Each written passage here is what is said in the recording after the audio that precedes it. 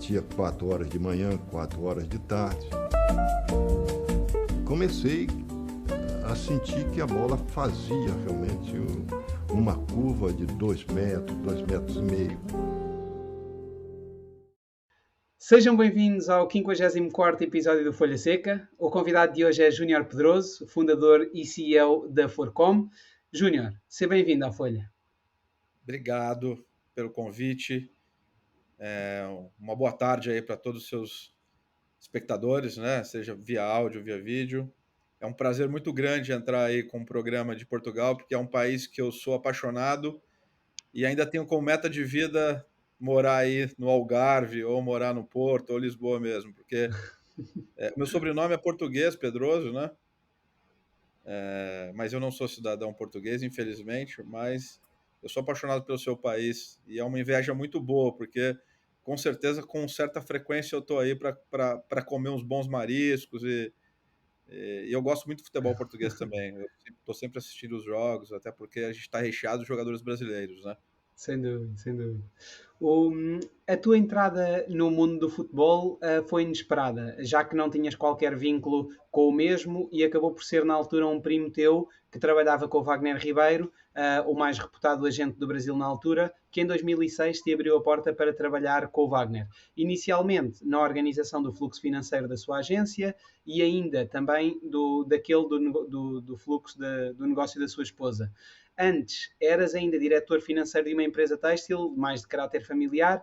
Que mais-valia é que te aportou essa experiência para a tua atividade atual? Todas essas tuas experiências que foste recolhendo. Bom, o Wagner, além de ser primo primeiro, a mãe dele é irmã do meu pai, ambos falecidos já. Era uma pessoa muito benquista na família, que era um empresário de sucesso. Ele tinha vindo já de um ramo de corretagem, do ramo financeiro, que ele já tinha tido sucesso, e no futebol também não foi diferente. Na época, eu entrei como um favor que ele fez, era uma promessa para o meu pai, que ele ia me ajudar. Eu trabalhava no meio bancário também, eu venho de uma área financeira, e eu comecei a fazer trabalhos financeiros para ele dentro do escritório. Então, eu fui organizar todo o fluxo financeiro dele e administrativo, todos os atletas, as pastas, todo o contencioso que exigia um trabalho administrativo. E com o tempo eu fui tendo mais contato com o futebol lá dentro e ele tinha grandes clientes, né? Nada menos do que...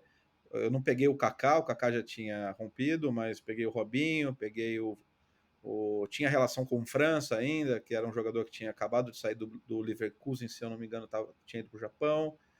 A gente tinha muita relação com as famílias. Peguei o Wilsinho, que era um jogador de São Paulo, que tinha ido para o Shakhtar Donetsk. Peguei o Caiobi, que era um jogador da Ferroviária, foi emprestado para o São Caetano, e era do São Paulo anterior e tinha ido para o Wolfsburg. E foram negociações que eu acabei participando no meio do processo. E peguei nada menos do que Neymar com 13 para 14 anos de idade. Então foi uma experiência muito rica, né? Eu começar assim, eu não joguei bola, não era o fã número 1 do futebol, mas eu sou muito fã de administração. Esse faz parte da minha formação. Então, eu consegui absorver bem o lado do futebol e conciliar uma coisa com a outra, e eu acho que isso foi fundamental para o meu crescimento dentro da parte de agenciamento. E, entretanto, quem oferecia suporte ao Wagner na área do futebol saiu da agência e surgiu a oportunidade de que a substituísses, exatamente dando só um contexto de todo esse trabalho que acabavas por explicar. Como primeira negociação, já na agência, acabaste por participar na renovação de contrato do Lulinha, que na altura era a grande promessa, era a maior promessa do Corinthians e uma das maiores do futebol brasileiro na época, logo após a sua consagração como melhor marcador da Copa Sul-Americana de 2007. Aquilo que eu te questionava era: acabaste por ganhar com o Wagner uma sensibilidade apurada relativamente ao timing em que se devem realizar as negociações, seja de transferências como de renovações, tendo em conta a habilidade que ele tinha neste campo? Com certeza, as habilidades de negociação do Wagner foram fundamentais para eu ter minha base de formação hoje dentro de uma negociação. Negociação de futebol envolve muitas pontas interessadas, né? Quando você tem muitos players para poder ajustar, realmente uma negociação muito complexa, porque não é só o clube vendedor querer vender e o clube comprador querer comprar, porque a gente tem um produto vivo, né? O produto vivo é o jogador, que tem sentimento, que tem uma vontade própria, que além do valor de mercado, ele tem toda uma família por trás que precisa tomar decisão. Com certeza, na época do Wagner, em 2006, que eu acompanhei até 2014, era um momento diferente, que você conseguia especular bastante, que você conseguia ter um outro modelo de negociação, onde você tinha mais habilidade para lidar com esse tipo de jogo. Hoje em dia, com o sistema de informação que a gente tem, não se dá mais para especular, não se dá mais para jogar informação, porque o clube comprador, tanto o clube vendedor, tem muito mais informação do que a gente mesmo. Então, hoje em dia mudou um pouco o cenário, né? Como se negocia, como se chega para chegar, como chega no momento do approach do clube tomar a decisão de contratar, ele já está muito certo do que ele quer. Eu não vou convencer o clube a contratar ou não. Eu posso facilitar muito a negociação. O nosso trabalho hoje em dia é muito mais trabalhar o nosso produto dentro de uma série de condutas que a gente trabalha a cabeça do garoto e dentro de uma série de trabalhos que envolvem a gestão de futebol, que não é só a negociação em si, antes da negociação ter um processo inteiro, do que você tentar fazer uma boa negociação vendendo alguma coisa que não é. E a renovação de contrato do Lulinha, desde logo, permitiu-te contactar com uma enorme promessa que posteriormente não vingou no mundo do futebol. Falando desse caso concreto, o que é que faltou ao jogador ou o que falhou para que a sua carreira não correspondesse às expectativas que nele eram depositadas? Bom, eu esqueci de falar do Lulinha, né? Porque realmente o Lulinha era o maior jogador de base naquela época do Brasil. E ele tinha acabado de fazer a Sul-Americana, sub-17, foi artilheiro, se não me engano, com 12 gols. E aí, quando ele teve a volta para o Brasil, o Wagner exigiu, e aí tinha um poder de exigência mesmo, que ele subisse para o time principal do Corinthians e que tivesse um contrato de gente grande. E foi feito isso. O Wagner foi muito habilidoso para lidar com essa situação. Ele conseguiu um belo contrato para o Lulinha e o Lulinha subiu no momento que o Corinthians não vinha bem. O Corinthians sempre foi um time de grande tradição em revelar jogadores, né? Tinha acabado de fazer a venda do William, Dentinho estava naquela mesma safra de jogadores. Você tinha alguns jogadores ali que a Buda, você tinha alguns jogadores naquele antes da geração do Lulinha que já eram jovens talentos que o Corinthians tinha tido êxito na formação e na venda. O Lulinha pega uma safra depois, que ele poderia ser o próximo William, né, a ser vendido aí para um mercado europeu, mas ele pega um time que estava em descenso, o time não vinha bem, é um time que estava brigando para se manter na primeira divisão do Campeonato Brasileiro. Infelizmente, esse cenário não permitiu que ele conseguisse decolar ali naquele momento que ele vinha voando. E a torcida começou a sacrificá-lo, e foi um ponto muito chave para ele não conseguir se firmar naquele primeiro ano. E certamente que também acabaste por contactar não apenas com esse, mas também com outros casos de jogadores muito talentosos que acabaram por não conseguir confirmar as expectativas que neles eram depositados. De que forma é que sentes, em termos concretos, que isso te ajudou depois na gestão deste tipo de casos, quando te tornaste a solo, digamos assim, na altura, agente de jogadores? Bom, peguei várias situações frustrantes, né? Porque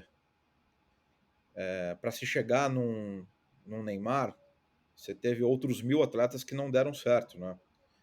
E graças a Deus a gente teve a oportunidade de conviver com esses grandes atletas. O Wagner, principalmente, vindo de França, Kaká, e depois Robinho e Neymar. Então, isso é muito mais do que o trabalho, você ter uma certa estrela também de conseguir estar na trajetória desses jogadores, né?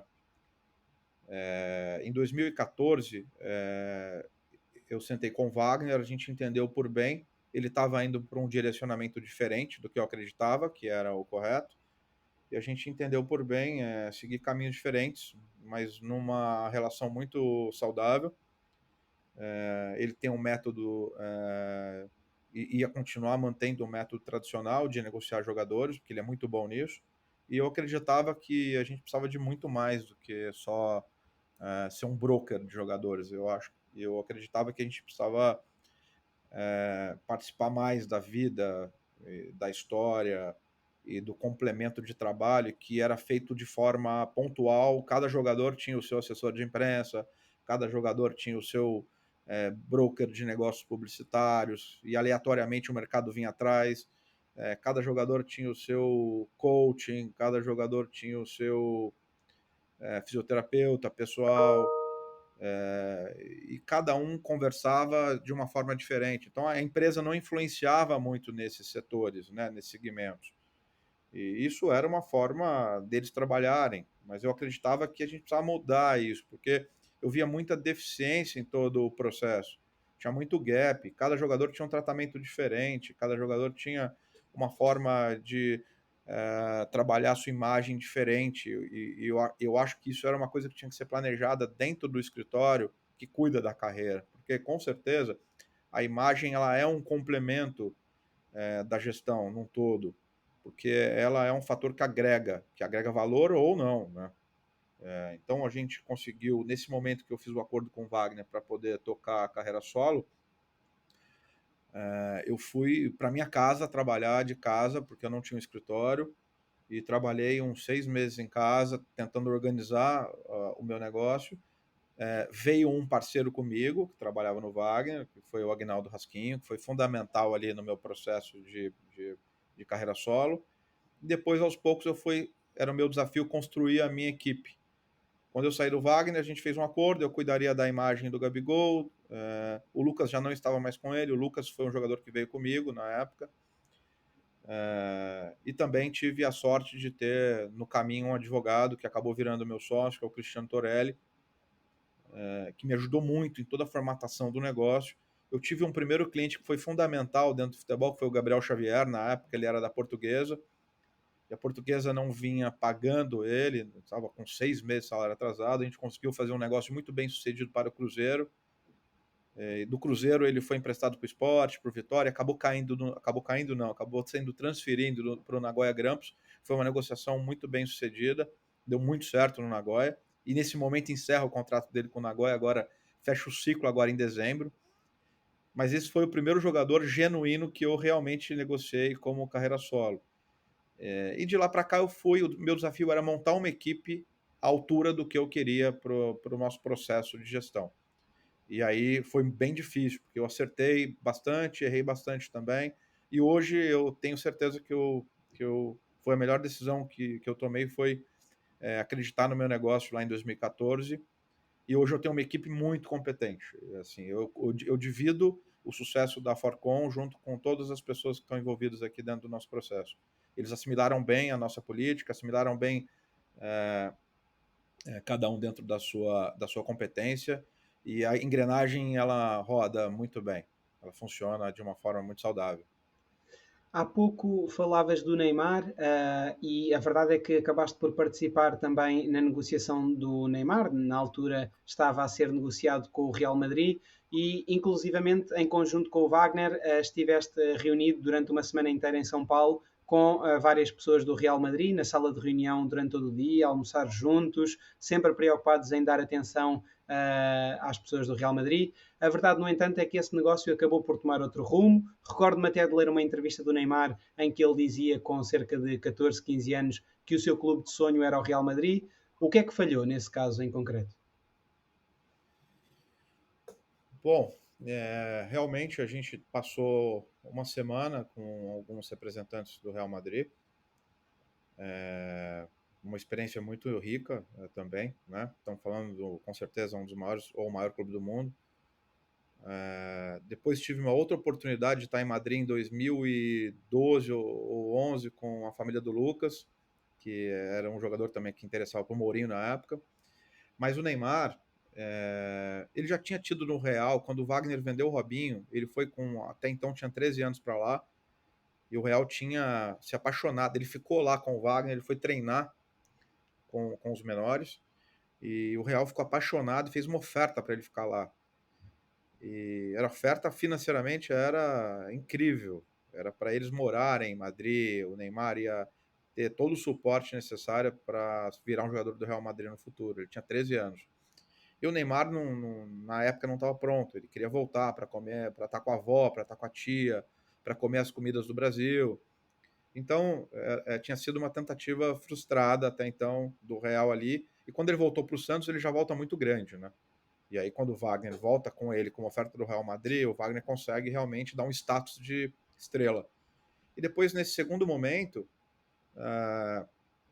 o Neymar era jogador do Santos até então ainda, e o Real Madrid queria só conhecer a família, entender, enfim, estava num processo de formatar o negócio.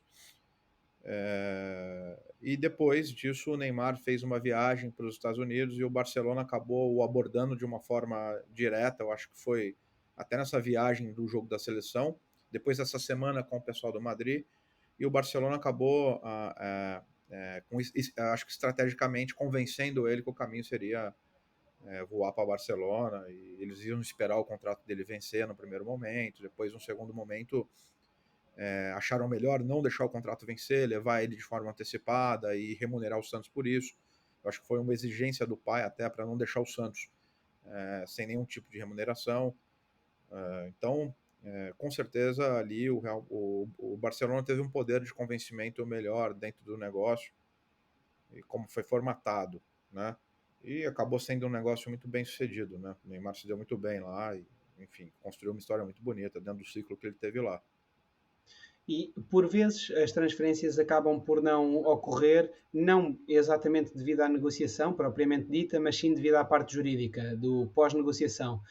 Como dizes, esta parte acaba por ser tão importante quanto a parte da negociação, porque uma pessoa pode negociar coisas maravilhosas e, na hora de fazer o contrato, acaba por se constatar que o clube que redigiu esse mesmo contrato do atleta apenas pretendeu proteger a sua própria parte e, portanto, essa vertente jurídica acaba por esbarrar muitas vezes e o negócio acaba por não acontecendo, perdendo-se inclusivamente vários dias na tentativa de dirimir esse assunto.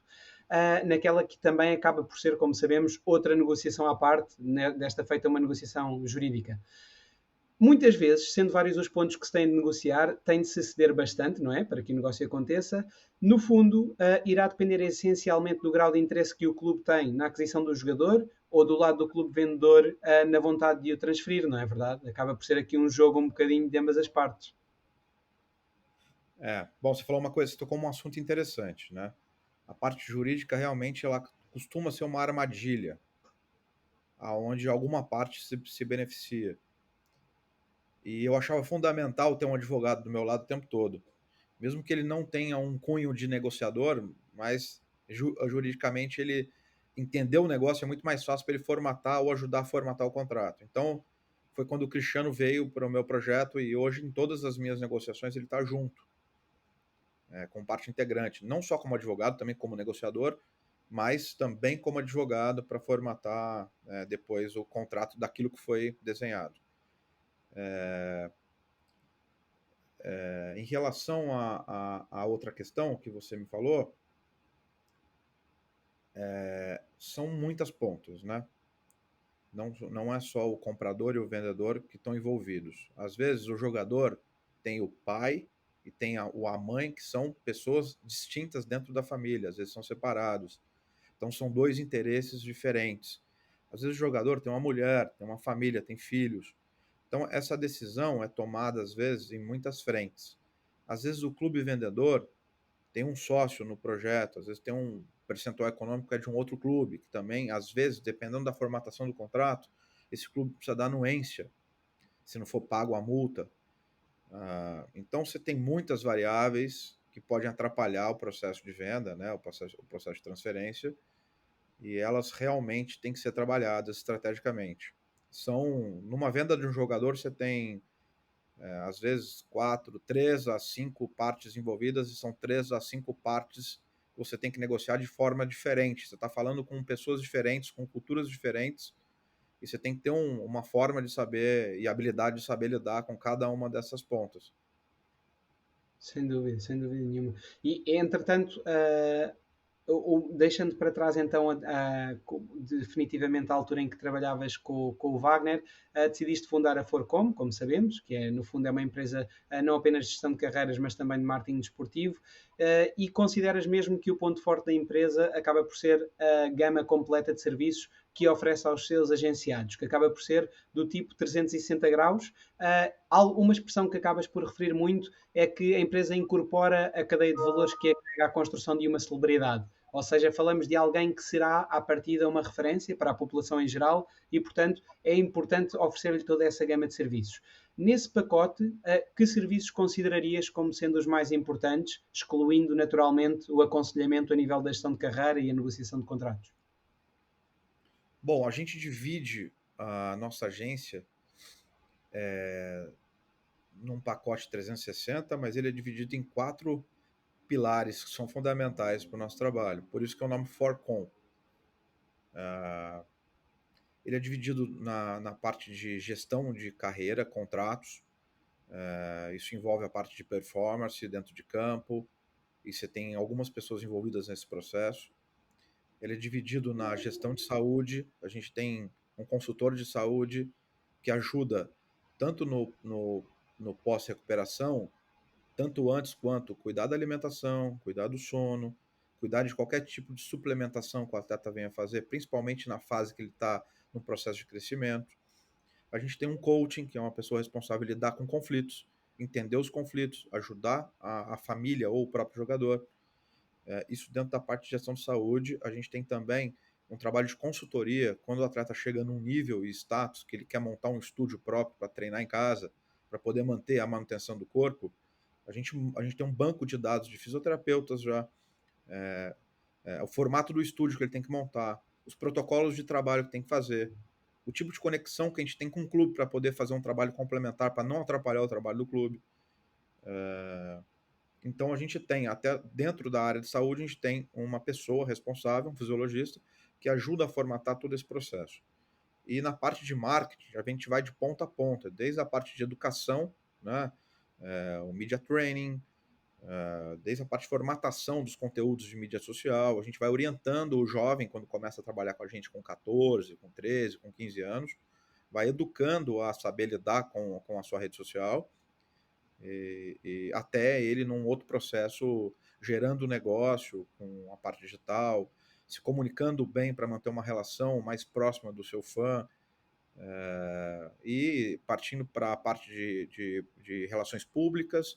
Então, a pessoa conecta o jogador fora do universo de futebol para trazer uma conexão que vai atrair fãs, que vai atrair outras pessoas que não gostam de futebol, mas entenda que ele possa ser uma boa imagem, uma boa pessoa, que eu posso gostar dos seus atos, das suas atitudes, que realmente ele é um bom influenciador. Então a gente vai mudando o status quo do atleta e vai trazendo outras fontes de seguidor, de base de seguidores, de base de fã, que talvez são pessoas que não gostam do futebol. E a parte de relações públicas, a gente ajuda muito a gente a conectar com outros universos que vão ajudar a gente nesse processo. A gente tem um assessor de imprensa que está comigo há mais de 10 anos, que é o Cauê Freitas, que é um cara muito habilidoso para lidar tanto com os jovens talentos, no meio e no método que tem que se comunicar, até com os atletas que estão já no exterior, com a mídia exterior, sabendo lidar com o momento de negociação, sabendo lidar com a mídia interna. Você sabe que tem um trabalho de bastidor muito importante que é feito, que não aparece. Geralmente é um trabalho que ninguém vê. Então o Cauê tem uma equipe dele, que trabalha diretamente ligado a ele. Então toda a formatação de release, toda a formatação de entrevista, de pautas especiais, está dentro do grupo deles de marketing. E a gente parte depois para a área comercial, toda a parte de mídia digital, toda a parte de venda de mídia digital, de patrocínio, de licenciamento, hoje, mais exclusivamente hoje com o Gabigol, que tem mais de 50 produtos licenciados aqui no Brasil, e essa gama tende a aumentar muito com a confecção do personagem infantil que a gente criou. E, por outro lado, também a parte do back-office, a parte contábil, financeira, aquela parte desde a educação financeira para o jovem. Esse é o 4º pilar, educação financeira para o jovem, toda orientação contábil, com o escritório que está ligado ao nosso escritório, até depois a parte de investimento, a parte de legalização, quando vai de um país para o outro, a gente tem que absorver a legislação do país que o atleta está indo, tem que entender, às vezes contratar um escritório local, fazer toda a parte contábil dele lá, e toda a parte depois de investimento que a gente entra como orientador. A gente não faz nenhum tipo de investimento, mas a gente entra como orientador. Então, esses 4 pilares para a gente são fundamentais para complementar o 360 que a gente vem falando. E, óbvio, a gente vem tentando enriquecer esse processo o tempo todo, né? Hoje se fala muito em criptomoedas dentro do futebol, com produtos novos, com fan token, com NFT, e com outros produtos que vêm a ser lançado aí baseado na criptomoeda.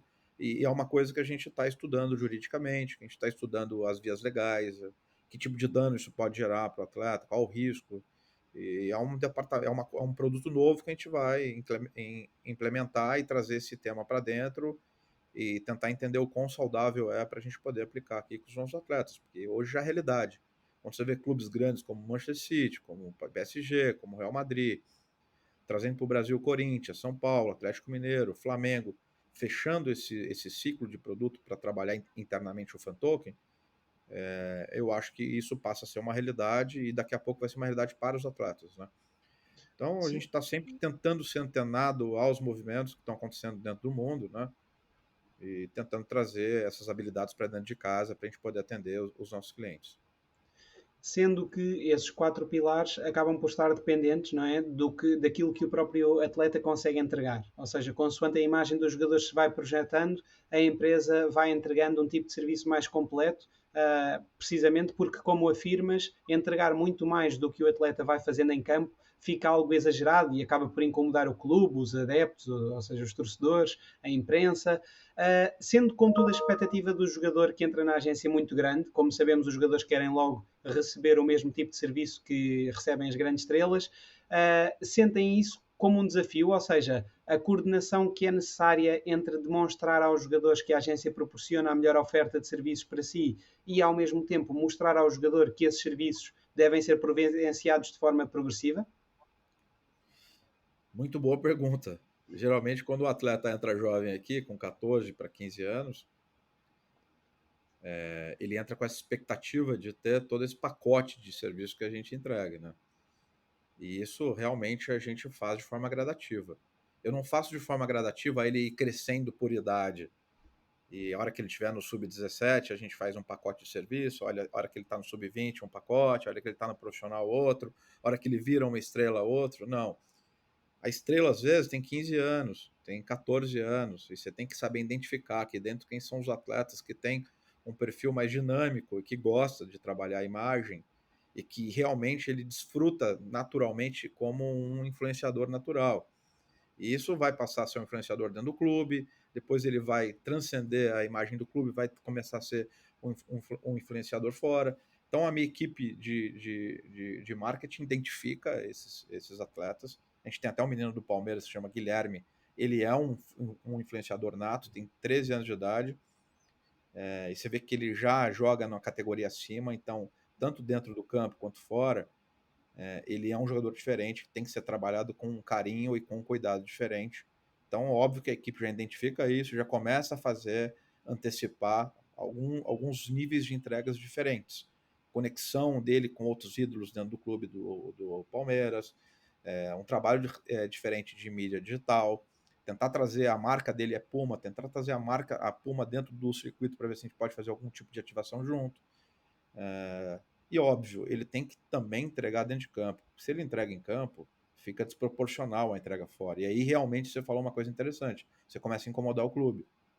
E aí você tem que saber ter o termômetro para medir exatamente a hora que você possa incomodar o clube. Você não pode atrapalhar a parte desportiva dele, né? Você tem que ter uma sincronia aí muito justa para que as coisas consigam acontecer de uma forma natural e que a gente consiga fazer a entrega do tamanho realmente que ele é, para tentar alavancar a imagem dele. E a gente sabe muito bem disso. O atleta não tem um valor só pelo futebol, ele tem um valor agregado muito grande. O Neymar não é vendido por 222 milhões de euros só pelo futebol, ele é vendido porque ele traz uma série de benefícios por trás. Quanto não melhorou o patrocínio no PSG? Quantos ingressos? Não digo ingressos porque o PSG sempre teve muito tratado com o sócio torcedor, mas quanto ele não valorizou um ticket de um jogo do PSG, quanto ele não valorizou o turismo dentro da cidade de Paris, quanto ele não trouxe de peso para a camisa em si, o peso da marca. Então, isso tudo tem um valor muito significativo para se chegar no montante de pagar uma multa de um jogador, né? Então, é isso que a gente tenta fazer. A gente tenta colocar para o atleta a importância dessa responsabilidade de ser um grande influenciador, de saber se comunicar bem, dele representar o clube bem, o clube que ele está atuando, de uma forma muito qualitativa. Isso passa por vários processos, desde ter um embasamento na hora de fazer uma entrevista, sabe? E não falar o aleatório, ter um embasamento para dar uma entrevista completa, para realmente responder as perguntas do entrevistador, até ele cuidar da imagem dele, ter um cuidado com a rede social, e ter um cuidado e um carinho com o patrocinador dele, que foi a marca que investiu nele. E aí uma série de entregas aí que a agência acaba ajudando no dia a dia. E como geres aqueles casos que nós sabemos que existem sempre de jogadores que estão descontentes por acharem que estão a perder a importância a nível de tratamento na agência, inclusivamente há jogadores que depois também ao longo do tempo vão caindo de rendimento e aparecem outros jogadores e portanto também acaba por ser difícil por vezes manter esse tipo de acompanhamento. Como é que geres esta faceta? Acontece, né? Como eu te disse, para chegar numa estrela, você tem outros mil atletas que não viraram da forma que aquele virou. Óbvio que dentro dos 4 pilares você tem 4 modelos de entregas diferentes. Não são todos os atletas que vão entrar em todas as entregas da agência de marketing, né? Acaba que tem atleta que, mesmo tendo um grande potencial, não gosta muito de aparecer, não quer fazer o trabalho de imagem, não quer fazer o trabalho de conteúdo digital, assessoria de imprensa só o básico, só o que é referente ao jogo. Então também você respeita esses casos. A gente tem um caso aqui muito clássico, que é um atleta do Atlético Mineiro, que é o Dodô, que ele é low profile, ele gosta ele gosta de jogar bola e ter o reflexo do futebol. E a gente respeita isso e trabalha isso de uma forma muito positiva. E você tem outros casos de atletas que não vingaram da forma que a gente imaginava, às vezes por um processo mais tardio, né, amadurecimento mais tardio, e a gente vai tratando esses casos com o carinho que se deve, mas tentando expor o mínimo possível. Vamos primeiro entender aí como é que ele vai reagir, principalmente quando o atleta está ali no sub-17, no sub-20, no processo de transição para o time principal, que é o processo mais delicado para mim de toda a carreira, de todo o processo de formação. E ele ainda não foi, sabe? Tá para ir, sobe, às vezes para o time principal, não vai, ou não vai subir no time dele, vai ter que ser emprestado.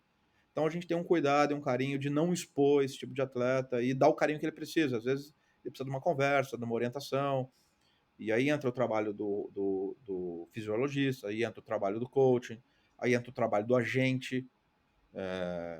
Você muda o direcionamento um pouco do tratamento, né? Essa é a forma que a gente lidar com isso. E algo que a Forcon criou no ano passado, com base na sugestão do pai de um atleta, foi uma academia dirigida a jovens entre os 14 e os 20 anos, com lives, ou seja, chamadas de vídeo fechadas com jogadores como o Lucas Moura, o Anthony, com fisiologistas, etc. Com o intuito de proporcionar aos jovens um espaço onde eles pudessem esclarecer questões, tivessem a oportunidade de receber aconselhamento de quem já tem uma experiência nessas situações. Sobre esta iniciativa, eu perguntava-te duas coisas. Por um lado, se a ideia passa por continuar de alguma forma com este tipo de projeto e como funciona exatamente o seu mecanismo, ou seja, se é limitado aos atletas da agência ou se é visto igualmente como uma oportunidade de gerar receita extra para a empresa, enquanto se possibilita que jovens não agenciados usufruam desta oportunidade. Você está bem ligado mesmo, né? Bom, na pandemia a gente tinha que... Os atletas estavam em casa, né? A maioria deles, principalmente categorias de base, estava sem um trabalho vinculado ao clube. Então, não, tinha um trabalho vinculado ao clube, mas em casa. Então, os preparadores físicos dos clubes passavam os trabalhos para eles fazerem em casa. Às vezes eles faziam por Zoom mesmo, trabalho com preparador físico, enfim. Então, tinha muito tempo ocioso aí. E foi quando a gente decidiu fazer toda semana uma série podemos chamar de workshop, baseado em necessidades desses garotos. Esse trabalho foi focado 100% em garotos de base, que ia do sub-15 até o sub-20. e para os seus pais. A gente começou com o Lucas, né? Lucas é uma case de sucesso dentro do São Paulo, um jogador que fez praticamente toda a sua formação dentro do clube, foi muito bem vendido para o PSG. A hora que acabou o ciclo dele no PSG, ele foi para o Tottenham, numa configuração muito bem formatada também. Ele se adaptou bem à Premier League. É um jogador que tem uma família, tem uma conduta, e para a gente é o nosso modelo de atleta a se inspirar. Então o Lucas deu uma palestra para poder falar sobre esse processo transitório da categoria de base para o time principal. Ele estava num time grande, não é um processo fácil, das dificuldades que ele passou. Quando ele subiu também, o desafio era muito maior, ele tinha que se manter, era um jovem, o São Paulo não tinha muita política de levar jovens talentos para o time principal, ele sofria um certo preconceito em relação a isso, e ele soube lidar com todos esses obstáculos, deu a volta por cima, e em menos de 2 anos ele estava sendo vendido para o PSG a peso de ouro. Então ele, óbvio que a intenção disso é desmistificar alguns pontos, os atletas às vezes têm certa dificuldade hoje em dia, e jogam de lado, desanimam, entram num ciclo depressivo, e o Lucas foi desmistificar que para chegar onde ele chegou, não foi diferente com ele, ele também passou por todos esses processos difíceis. Então, a primeira dessa sequência de entrevistas que a gente fez foi com o Lucas. Em seguida, a gente fez com o Rodrigo, que é o nosso fisiologista. Então, toda semana, a gente juntava todos os atletas por Zoom, fazia esse workshop. O Rodrigo foi falar de nutrição, foi falar da parte de hidratação, da importância da hidratação, principalmente nesse período que eles estavam em casa, que não tinham cuidado do clube. E depois veio tratar outros temas como suplementação, enfim. Depois a gente pegou o André Barros, que era um dos fundadores do Desimpedidos, que é um portal muito grande aqui no Brasil, para falar sobre rede social, sobre a manutenção de conteúdo, o que deve, o que não deve fazer. E, consequentemente, depois a gente pegou o William Capita, que é um operador financeiro que trabalha ligado a gente, para dar uma aula de educação financeira, como que você inicia, né? O seu salário não é líquido, ele tem um imposto, você tem dedução, você tem que declarar esse salário, você tem que saber lidar com um pouco de dinheiro que você ganha, para quando você ganhar muito, você poder saber lidar com isso também.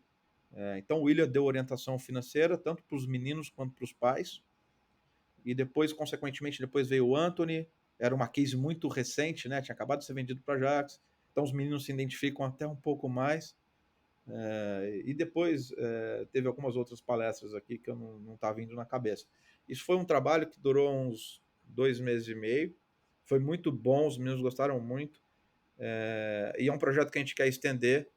Agora as coisas estão mais corridas, né, com a volta de todas as categorias, com a volta do futebol, mas é um projeto que a gente quer estender o educacional. A gente teve convites para poder participar de grupos de universidade, para poder fazer esse tipo de trabalho. Eu acho que a gente não está pronto ainda para isso, né? Isso é um produto totalmente diferente, fora do nosso escopo de trabalho, mas no futuro, quem sabe, a gente consiga compartilhar conhecimento aí de uma forma até social, acho que seria mais justo. Mas é uma coisa que atrai bastante a gente, compartilhar conhecimento. A gente teve o convite de uma universidade de Valência para fazer um intercâmbio de alunos aqui na nossa agência. Só não andou por conta da pandemia ainda, mas vai andar. Se eu não me engano, é uma universidade de Valência e outra de Liverpool, para fazer um intercâmbio, tanto de lá para cá como daqui para lá, para poder compartilhar experiência, case. E tem sido bacana, assim, o nosso trabalho tem atraído uns resultados muito além do que a gente imaginava nesse sentido. Agora, estávamos a falar do Lucas e eu recordo-me perfeitamente, estava agora a pensar, quando eu, na altura estava a fazer scouting e estava a ver um jogo da Copa São Paulo Júnior, e lembro-me, na altura era o Marcelinho, não era? Com a 10 do São Paulo. Marcelinho. Camisa 10 e era baixinho, não? Exato. Sim. Mas jogava muito. Ele jogava inversamente proporcional à altura. Ele era um meia, né? Criativo, rápido, meia de transição, fazia transição. Eu, se não me engano, eu na altura tinha um blog de futebol, se não me engano, eu na altura chamei de Formiga Atómica, acho eu, porque ele parecia era aquela... Tem tudo a ver. Sabe que hoje em dia ele tem conversado bastante com, com a família, com o Nuno. E eu não sei se você percebeu que ele tem atuado um pouco na posição de meia, na Sim, sim, transição. sim, sim. Ele está voltando às origens. Porque depois disso, quando ele subiu para o time principal do São Paulo, ele sempre jogou na ponta, né? E é uma posição que ele ficava muito isolado, né? E ele, com a velocidade dele, ele tem muita facilidade em quebrar a linha no meio de campo. E ele tem muita visão de jogo, né? Ele dá uns passos muito precisos. Então ele tem atuado um pouco nessa posição. Eu acho que até um objetivo dele, eu acho que voltar a atuar como um meia de transição, ele vai ter muito sucesso. E ele vai jogar até os 38, 40 anos, porque ele se cuida muito, muito, muito. Essa é outra faceta que presumo que vocês também, dentro dos pilares que disseste, mais da parte da saúde, também acaba por ser uma faceta que presumo que vocês acabem por trabalhar muito para os jogadores terem isso em atenção, não é? O Lucas, quando ele estava no profissional do São Paulo ainda, não, quando ele estava já no PSG, desculpa, a gente contratou um fisioterapeuta a dedo, né? A gente pesquisou, foi bem no início, a gente pesquisou, fizemos uma entrevista com mais ou menos uns 10 fisioterapeutas, a gente levou um ex-funcionário do São Paulo na época da base, mas era um cara que tinha experiência já tinha ido para a Arábia Saudita, era um fisioterapeuta que vinha muito dentro da nossa política, que é o Taio, e a gente levou esse profissional, pontualmente ele passava ciclos de períodos lá em Paris para ajudá-lo, e acabou depois ficando de uma forma fixa, né? Legalmente ele não era cidadão europeu, então ele não podia morar na Europa, então ele ia, ficava o período que tinha que ficar, voltava, fazia os trabalhos por Zoom com o Lucas, e hoje ele é um fisioterapeuta que trabalha ligado ao Lucas, Taio Marques. E o Taio ajuda muito, assim, uma das partes da função do fisioterapeuta pessoal é também ajudar na parte de alimentação. O Lucas melhorou extremamente a alimentação dele. Às vezes ele sai para um restaurante fora, ele leva o arroz integral dele, porque óbvio que é sair para comer com a família, e ele leva o arroz dele, pede para esquentar e servir junto com o prato dele. Então ele cuida muito em casa, ele tem uma alimentação muito balanceada, suplementação muito balanceada. Então esse profissional da saúde que está lá, ele é muito responsável pela essa manutenção, não só pelo trabalho de regenerativo, mas também pela manutenção da alimentação dele, que é fundamental para o atleta manter o mais alto nível possível, né? E o Lucas se cuida muito. Ele tem geralmente um dia do lixo, né, que é aberto para ele comer o que ele quer. Mesmo o dia do lixo dele é incrível, ele não exagera. Não há lixo. Então, para mim, ele vai longe, ele está muito pronto para ter prosperidade, pelo menos até 40 anos. Eu não sei se ele não quiser, né? Mas ele joga até uns 38, 40 anos fácil. E à medida então que a imagem dos jogadores se vai projetando, a Forcon vai desenhando a tal projeção da sua carreira, visando já o mercado e eventualmente o clube em que cada atleta gostaria de jogar, procurando, por exemplo, estabelecer uma boa relação com jornalistas reputados e pessoas influentes nesse país que consigam comunicar diretamente com os clubes. E, portanto, acaba também a agência por combinar com essas pessoas possíveis entrevistas para uma altura em que o atleta esteja já preparado para isso, estudando também a possibilidade de começar a comunicar na língua desse mesmo país, nas redes sociais. Por exemplo, vamos imaginar um jogador que gostasse de ir para a La Liga, começar também a arranhar um bocadinho o espanhol nas redes sociais. Tudo isto, no fundo, acaba por ter o intuito de criar uma relação com aquele que se pretende que venha a ser futuramente o seu público, desde logo para tentar que este venha a apelar, de certa forma, à contratação desse atleta.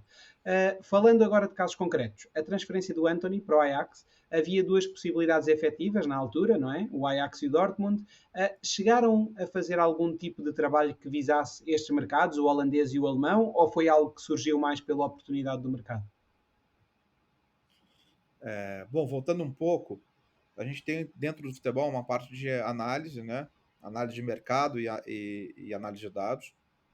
Quando a gente começa a ter um atleta mais bem formado, entre os seus 16 e 17 anos, a gente já começa a ter um desenho mais ou menos de que mercado ele poderia jogar dentro das características físicas e técnicas dele, né?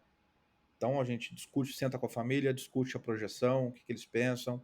Aqui no Brasil, E pensando, óbvio, no mercado fora, né? Seja europeu, seja Major League, que hoje aparece para a gente aqui como uma grande liga, já pensando no futuro. E mercado asiático. Então a gente desenha e começa a fazer um trabalho de prospecção dos atletas que estão entre 17 e 18 anos, começa a fazer um trabalho de prospecção mesmo, imaginando clubes que eles poderiam jogar. E a gente começa a fazer um trabalho de rastreamento em todos esses clubes, entender do outro lado do clube o que eles buscam, qual que é o perfil do atleta que eles trabalham. Porque o nosso intuito é dar um match. Pra você dar um match, você tem que entender o outro lado da mesa, o que o clube busca, qual que é a característica do jogador, quais os valores envolvidos numa transferência, quanto que eles pagam de salário, qual que é a característica técnica e tática do jogador ali que está ali.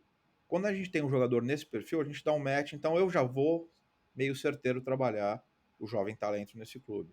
Um jogador que nem o Lucas, o Antony, o Gabigol, você não vende, ele é comprado, é diferente. Os clubes que podem contratar esses jogadores, você não vai influenciar ele a comprar ou não esses jogadores, você só vai direcionar o melhor negócio possível e ser um facilitador.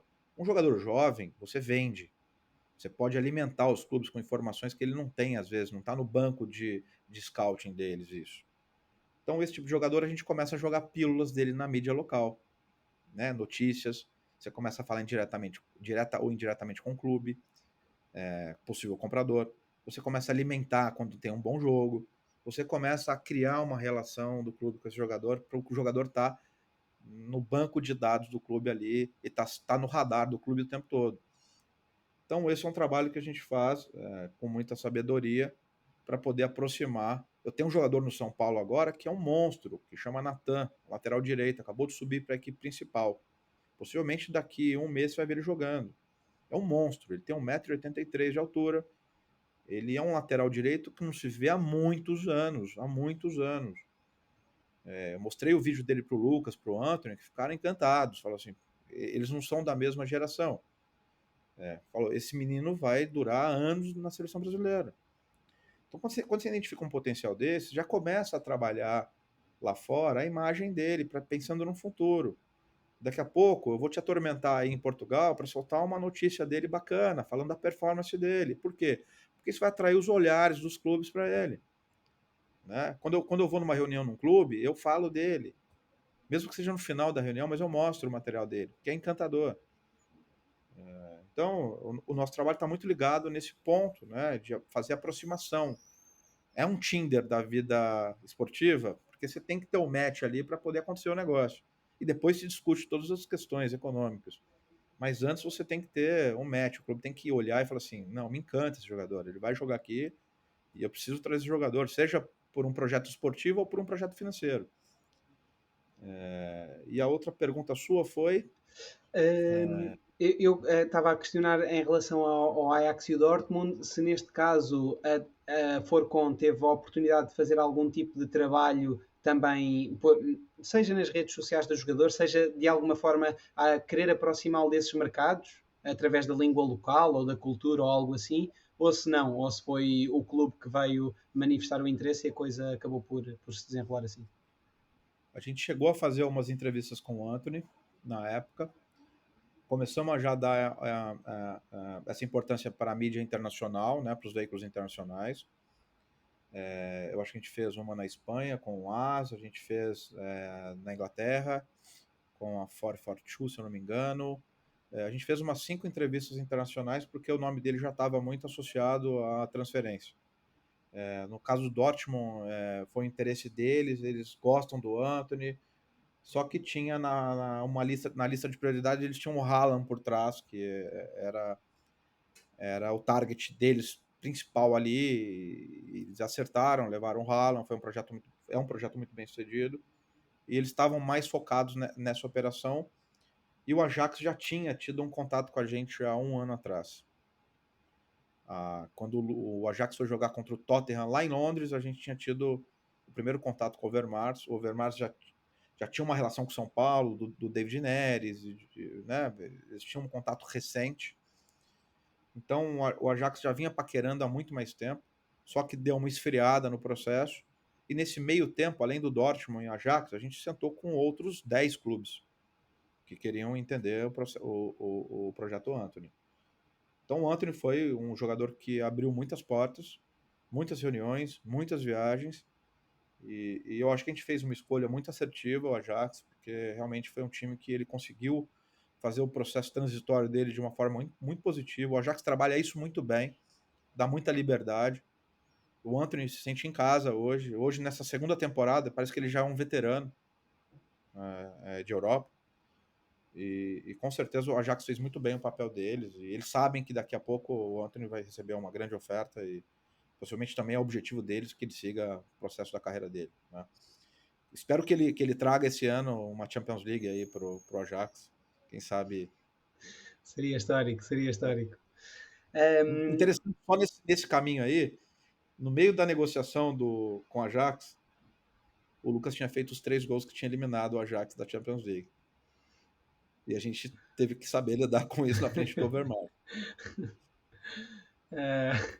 Esse é aquele típico caso em que não dá para estar dos dois lados, não é? Se uma parte fica infeliz, não dá para a outra ficar e vice-versa. O pior, o Lucas, em algum momento, o Lucas foi um grande orientador do Antony, né?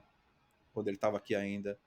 A gente aproxima, né? Porque o Lucas era um cara que já estava na Europa, já tinha estabilidade. E eu queria que ele se aproximasse do Antony de uma forma natural. A gente ligou as pontas e os dois viraram amigos. E, óbvio, a gente não sabe o quanto isso pode pesar, né? Não sei se o torcedor do Ajax tem implicância com isso, mas eles são amigos. E eu não sei nem amanhã se o Lucas pode jogar no Ajax, né? Não sei se teria clima para isso. Mas a gente toma um certo cuidado, mas os dois são amigos e não dá para advogar para as duas partes, né? Mas foi muito engraçado, porque a última reunião que a gente teve para fechamento de negócio lá em Amsterdã, a gente voltou a tocar no nome Lucas. E foi meio constrangedor, todo mundo na sala parou, ficou olhando para o outro. Imagino que o Lucas foi um fantasma ali durante alguns meses, ali dentro do... Mas Ali dentro do... essa sinergia acaba por ser sempre boa também para o próprio atleta que é mais jovem, não é? O facto de a agência crescer a nível de reputação, que também esse crescimento tem que ver também com os jogadores que vai colocando lá fora e, portanto, também acaba por ser uma boa sinergia a agência apresentar e criar relações entre os próprios jogadores, não é? Para o Anthony, na altura, conhecer o Lucas e criar essa relação acaba por ser também muito importante, não é? Hoje eu utilizo o Antony como orientador de outros atletas que estão num Exato, processo já um pouco mais maduro. Então, claro. com 1 ano de Europa, 1 ano e alguns meses, ele já tem expertise para poder ajudá-los em alguns pontos, né? Sem Língua de dúvida. boleiro, língua que eles falam dentro de campo, comportamento, como que é lá, enfim. Então a gente faz muito isso, né? De uma forma de dar um suporte a mais para o atleta que está vindo aí, que não tem tanta experiência, ter um contato direto com um ídolo, com um cara que vai poder. E dali ele já não é mais um ídolo, ele acaba virando um amigo, né? E quebra muita barreira ali e ajuda muito, dá muita confiança para o jovem que está aí perto de ser o próximo, né? E a verdade é que a Forcon, falando genericamente, acaba por ter o target dos 14 anos como aquela idade para começar a representar atletas. Mas, por vezes, esse target acaba por ser quebrado, no sentido em que também há atletas, por exemplo, com 13 anos, inclusivamente, se não me engano, acho que até um bocadinho mais novos. E, portanto, que é um trabalho que inicialmente, se eu não estou em erro, a agência também tinha algum cuidado, não é? Porque muitas das vezes quem faz esse acompanhamento inicial depois acaba por ser esquecido pelos próprios atletas e pelo seu entorno, pelos os seus familiares. Portanto, como é que a empresa, hoje em dia, como é que a agência lida com isto? Se mantém este mesmo target dos 14 anos e de que forma é que são abertas exceções? Ou seja, se é apenas com base no talento do jovem ou se acabam por levar em conta também outros aspectos? Bom, via de regra, a gente começa a trabalhar com atleta com 14 anos, né? Porque é um período que ele já tem uma maturação melhor, né? Você já consegue identificar o interesse do clube nele através de um contrato de formação que já pode assinar. E ele já está ou não alojado no clube, né? Então, sim, você vê que o clube já tem um interesse mais profissional no atleta. Óbvio que a gente não pode fazer um contrato registrado na CBF. O nosso trabalho é mais uma consultoria de carreira. Você só pode assinar quando o atleta tem 16 anos, se ele tiver um contrato profissional, ou com 18 anos, que é meio obsoleto isso, né? O atleta com 18 anos já está na Europa, o atleta que tem potencial. Então, eu acho que isso é totalmente obsoleto. Tem muitos atletas hoje de 10, 11 anos, todos têm agentes. Então, não dá para tampar. Óbvio que existe uma questão trabalhista aí envolvida, que eu acho que tem um regulamento que tem que ser respeitado, mas é obsoleto você falar que você não pode assinar com um atleta de 16 anos. 16 anos, o futebol, como está precoce, o atleta já está pronto praticamente para subir para a equipe principal. Então a gente tem um trabalho de orientação, ele não tem toda a nossa gama de serviço, é um trabalho mais de consultoria, dos 14 aos 16, mas a gente está muito próximo, já começando um trabalho educacional. Via de regra, começamos com 14 anos, é a idade mínima, mas tem casos que a gente tem que quebrar a regra. Esse menino do Palmeiras de 13 anos que eu te falei, ele é muito fora da curva. Eu não tenho como fechar os olhos e não captar um atleta desse. Tem um atleta em Portugal, que a gente está em negociação para fechar, tem 10 anos de idade. Mas se você olhar o vídeo do menino, é uma coisa fora do comum. Não tem como esse menino não virar um jogador de futebol. Se ele não for jogador de futebol, ele vai ser um malabarista. Entende? Então, assim, a gente, óbvio que você quebra protocolo às vezes para poder entender que tem casos especiais que têm que ser estudados, né? Sem E dúvida. esse o caso de 10 anos, eu acho que vai ser o primeiro nosso, se for o caso, vai ser o primeiro atleta que a gente vai fechar com essa idade. Não, é sem dúvida.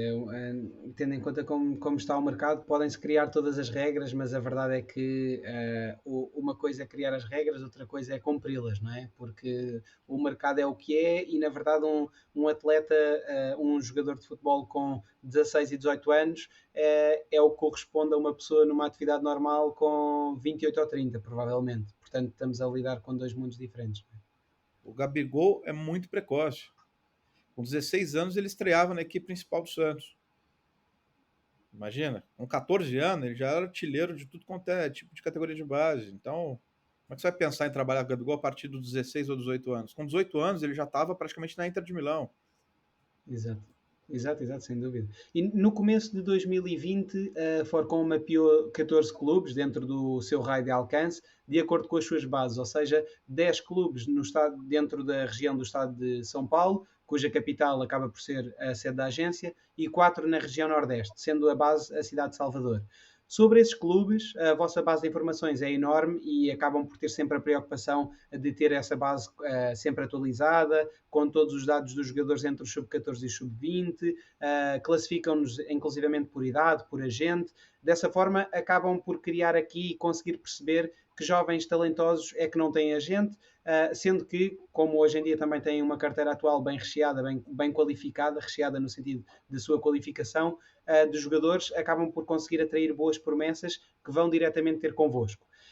Ainda assim, a vossa maior dificuldade, como já referiste, passa pela captação de jogadores, visto que, de acordo contigo, a maioria da concorrência no Brasil acaba por comprar a assinatura dos contratos de representação. E, portanto, a Forcon, no final de contas, acaba por ter de convencer os pais de que mais importante do que todo o dinheiro que possa estar envolvido é o tratamento que os seus filhos acabam por receber.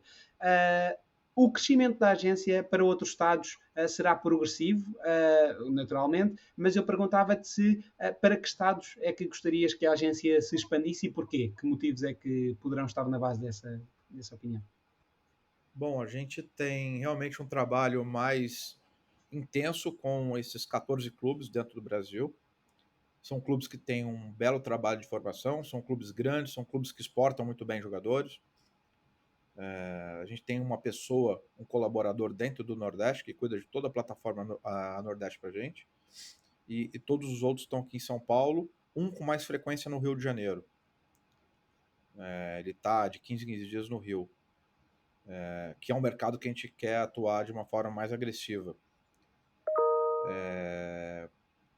Não que os outros clubes a gente não tenha um trabalho mais intensivo, mas nesses 14 clubes a gente tem um banco de dados, a gente sabe exatamente tudo.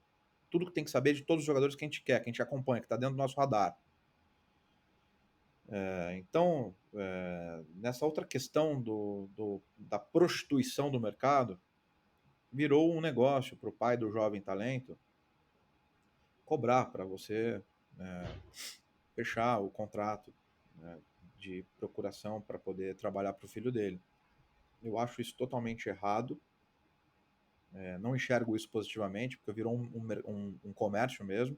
Eu acho que contabilmente as pessoas nem fazem a coisa certa, tá? Acho que esse dinheiro contabilmente nem entra de uma forma correta. Não vou questionar isso, mas acho que tem muitas famílias que precisam disso. Mas quando você fala em comprar a procuração, é muito pesado. Aqui dentro a gente ajuda muitas famílias às vezes com aluguel, às vezes com necessidade dentro de casa, com transporte, às vezes o pai quer ver o filho. Então isso são custos operacionais do nosso processo. Agora, você comprar uma procuração, para mim, é muito pesado. Mas é o mercado. Nós tentamos costurar esses acordos para trabalhar para o filho, mostrando os nossos trabalhos, sentando no escritório, mostrando o que a gente já faz, as nossas cases, o nosso selo de qualidade que o atleta tem quando está aqui dentro, o carinho que a gente tem, é humano lidando com humano, não é um produto, eu não vejo como produto. E quando eu pago, eu vou olhar como produto. Então, a gente tem um certo cuidado em lidar com isso.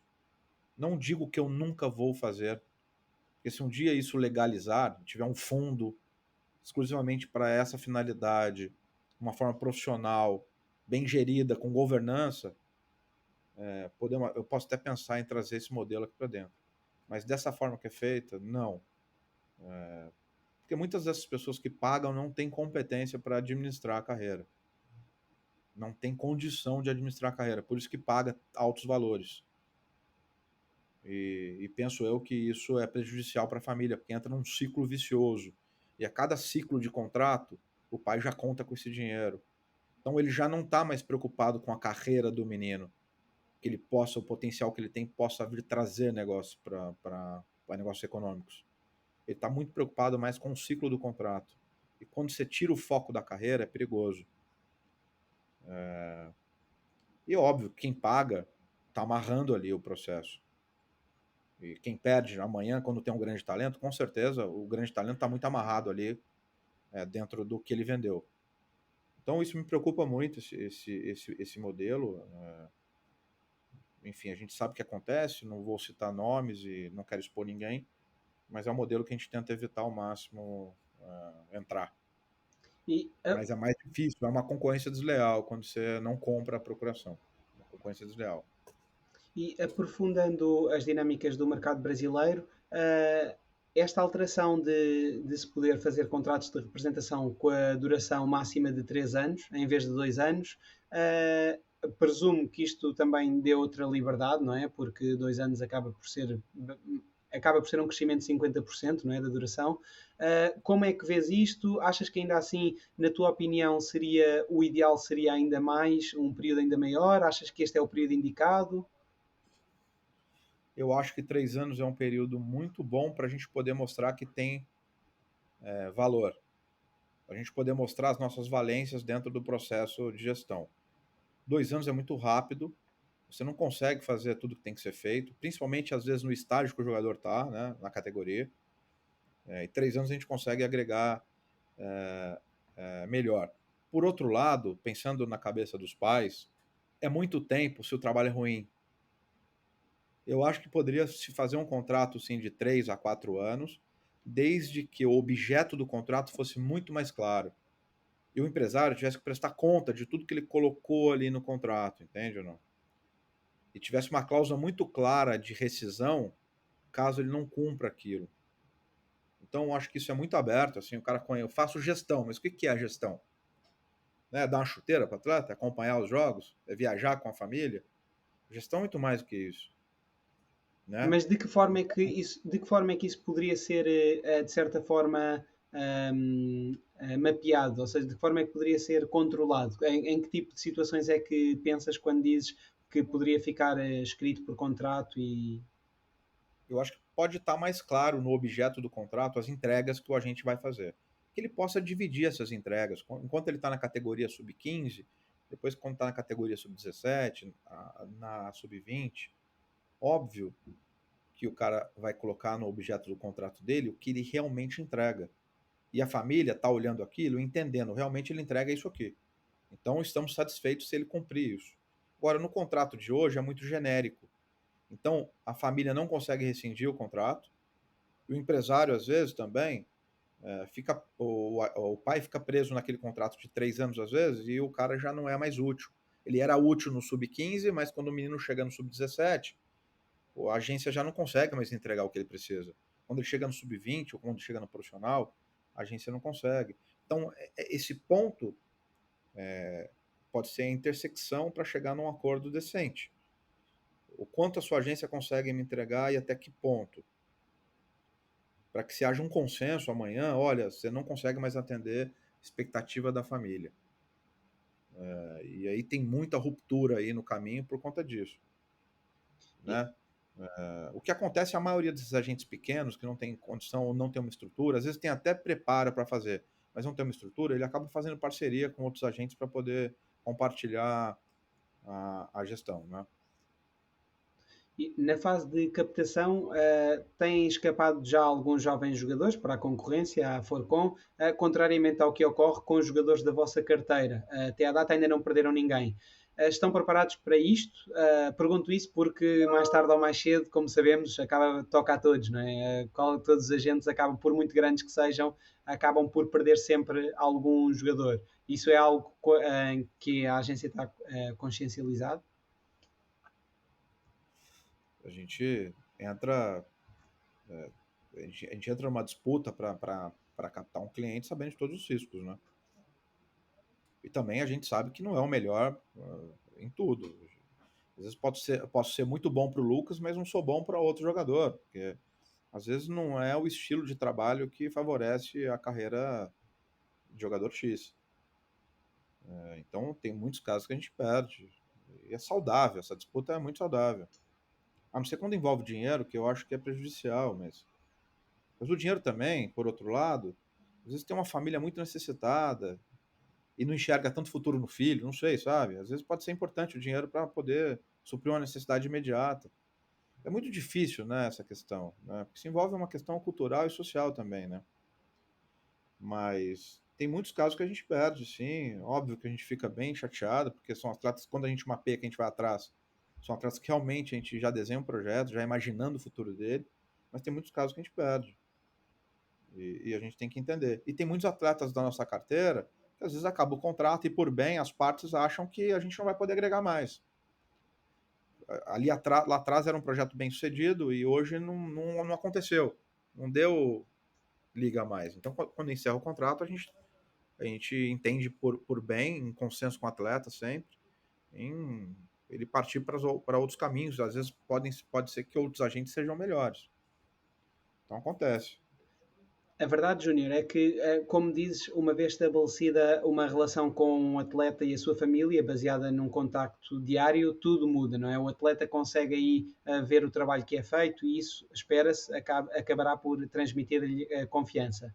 Mas efetivamente o facto de os pais olharem por vezes para o ciclo do contrato de representação como uma nova oportunidade de capitalização significa que deixam de pensar puramente no sucesso desportivo do filho e por vezes este acaba por não vingar também por conta disso, ou pelo menos parcialmente poderá influenciar.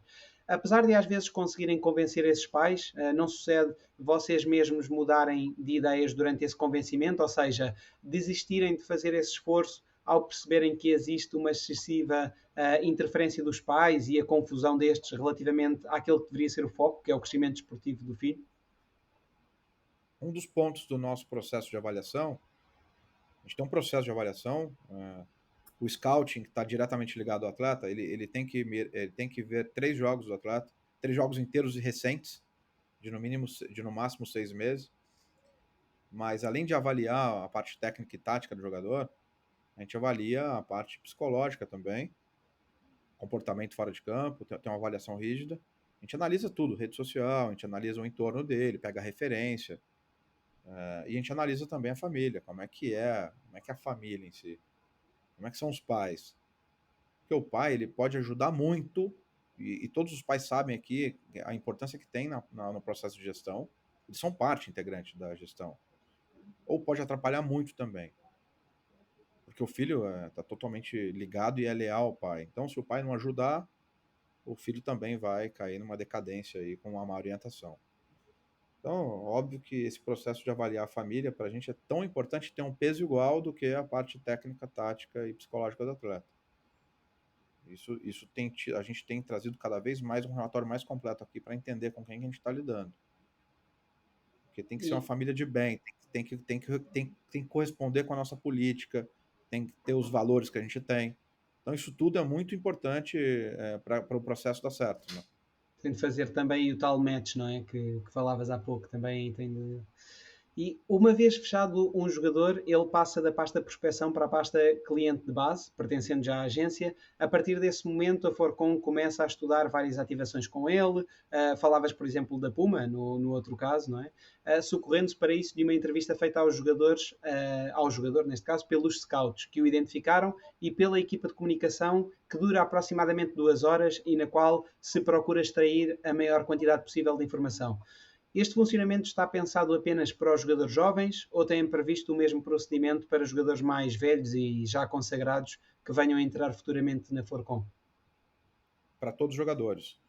A agência entra, depois do processo de captação, tem um scout que vai estar diretamente ligado ao atleta, né? Vai ser a pessoa que vai estar convivendo o dia a dia, e a agência entra nesse segundo momento para poder conhecer com quem que a gente está lidando, quais são as afinidades, o que esse jogador gosta, o que ele não gosta. Então eles preenchem um formulário enorme e a partir desse formulário eles começam a desenvolver todos os modelos de ativação, baseado nas afinidades que o jogador tem. Para a gente não poder fazer um planejamento de uma coisa específica e bater contra o gosto do jogador. Então, essa entrevista é feita com toda a equipe da Marina e do Cauê, e ela realmente é uma entrevista completa, e a gente tenta pegar o máximo de informação possível para ali imputar esses dados todos no nosso banco de dados e começar a fazer parte dos briefings e dos brainstorms deles a partir do momento que eles começam a colocar o atleta na linha de trabalho. Esse trabalho é muito importante para a gente aqui, para poder desenvolver todo esse planejamento de imagem. Se amanhã um jogador já muito consagrado até aceitasse assinar convosco, mas se recusasse a fazer este tipo de trabalho, isso é algo que poderia bloquear um possível contrato de representação, ou a agência seria mais flexível nessa questão? Não, eu tiro uma das colunas do Forcon e deixo o tripé desenhado para o outro. Mas uma cadeira sem os 4 apoios corre o risco de... Sim, mas aí o dano é para o jogador, não para nós, não. Com certeza a gente está atento. Tem um caso desse, a gente está conversando com um grande atleta mesmo. E talvez eu não sei o quanto ele está focado em reativar todo o trabalho de imagem dele. Não sei, de verdade. Porque eu acho que ele deixou esse trabalho um pouco de lado durante o tempo. Pode ser que você saiba daqui a pouco aí, se a gente fechar, porque a gente vai anunciar. Okay. Mas a gente quer entregar tudo, né, para o trabalho ficar completo, refletir a nossa imagem, refletir o nosso selo. E aí você vai olhar para aquele atleta e falar assim, realmente agora tem um selo. Né? A marca esportiva, quando tem um atleta que trabalha com a gente, eles adoram, porque a gente propõe ativações, a gente entrega conteúdo, a gente faz marcações importantes. Então a marca esportiva adora. Então a gente vende tudo isso também, né, para o atleta, né? Pô, eu tenho certeza que quando a marca vê que a gente fechou com o atleta, que é deles, eles gostam. Porque eles precisam ativar também. E eles às vezes não conseguem ativar todos, né? Mas acontece em muitos casos que nem eu citei um atleta nosso que não gosta de fazer o trabalho de marketing, a gente respeita. E vamos torcer para ele performar muito bem para que o trabalho também flua de uma forma positiva. Júnior, nós falamos de a personalização do tratamento, não é? Entender exatamente cada necessidade de cada atleta e com isso poder ajudar a colocá-lo no melhor clube no mercado. Falámos também já muito do Anthony, que a escolha do Ajax também, como sabemos, teve muito por base o acompanhamento que o clube e a confiança e a cultura do clube em relação aos jovens. Que tipo de mecanismo, se é que usam algum mecanismo, é que utilizam para procurar manter sempre uma análise objetiva relativamente à melhor opção para cada jogador, em cada momento específico do tempo, poder dar seguimento à sua carreira. Ou seja, ser uma análise de certa forma, no final do dia, uma análise fria. Como é que vocês procuram manter-se, não se deixar condicionar, de certa forma, pelo andamento do mercado e, por vezes, a vertente financeira poderá também aqui colocar algum peso para o próprio jogador, para a melhor opção? Como é que vocês procuram manter sempre frescos mentalmente para tomar a melhor decisão? Bom, a gente tem uma pessoa de análise de dados, né?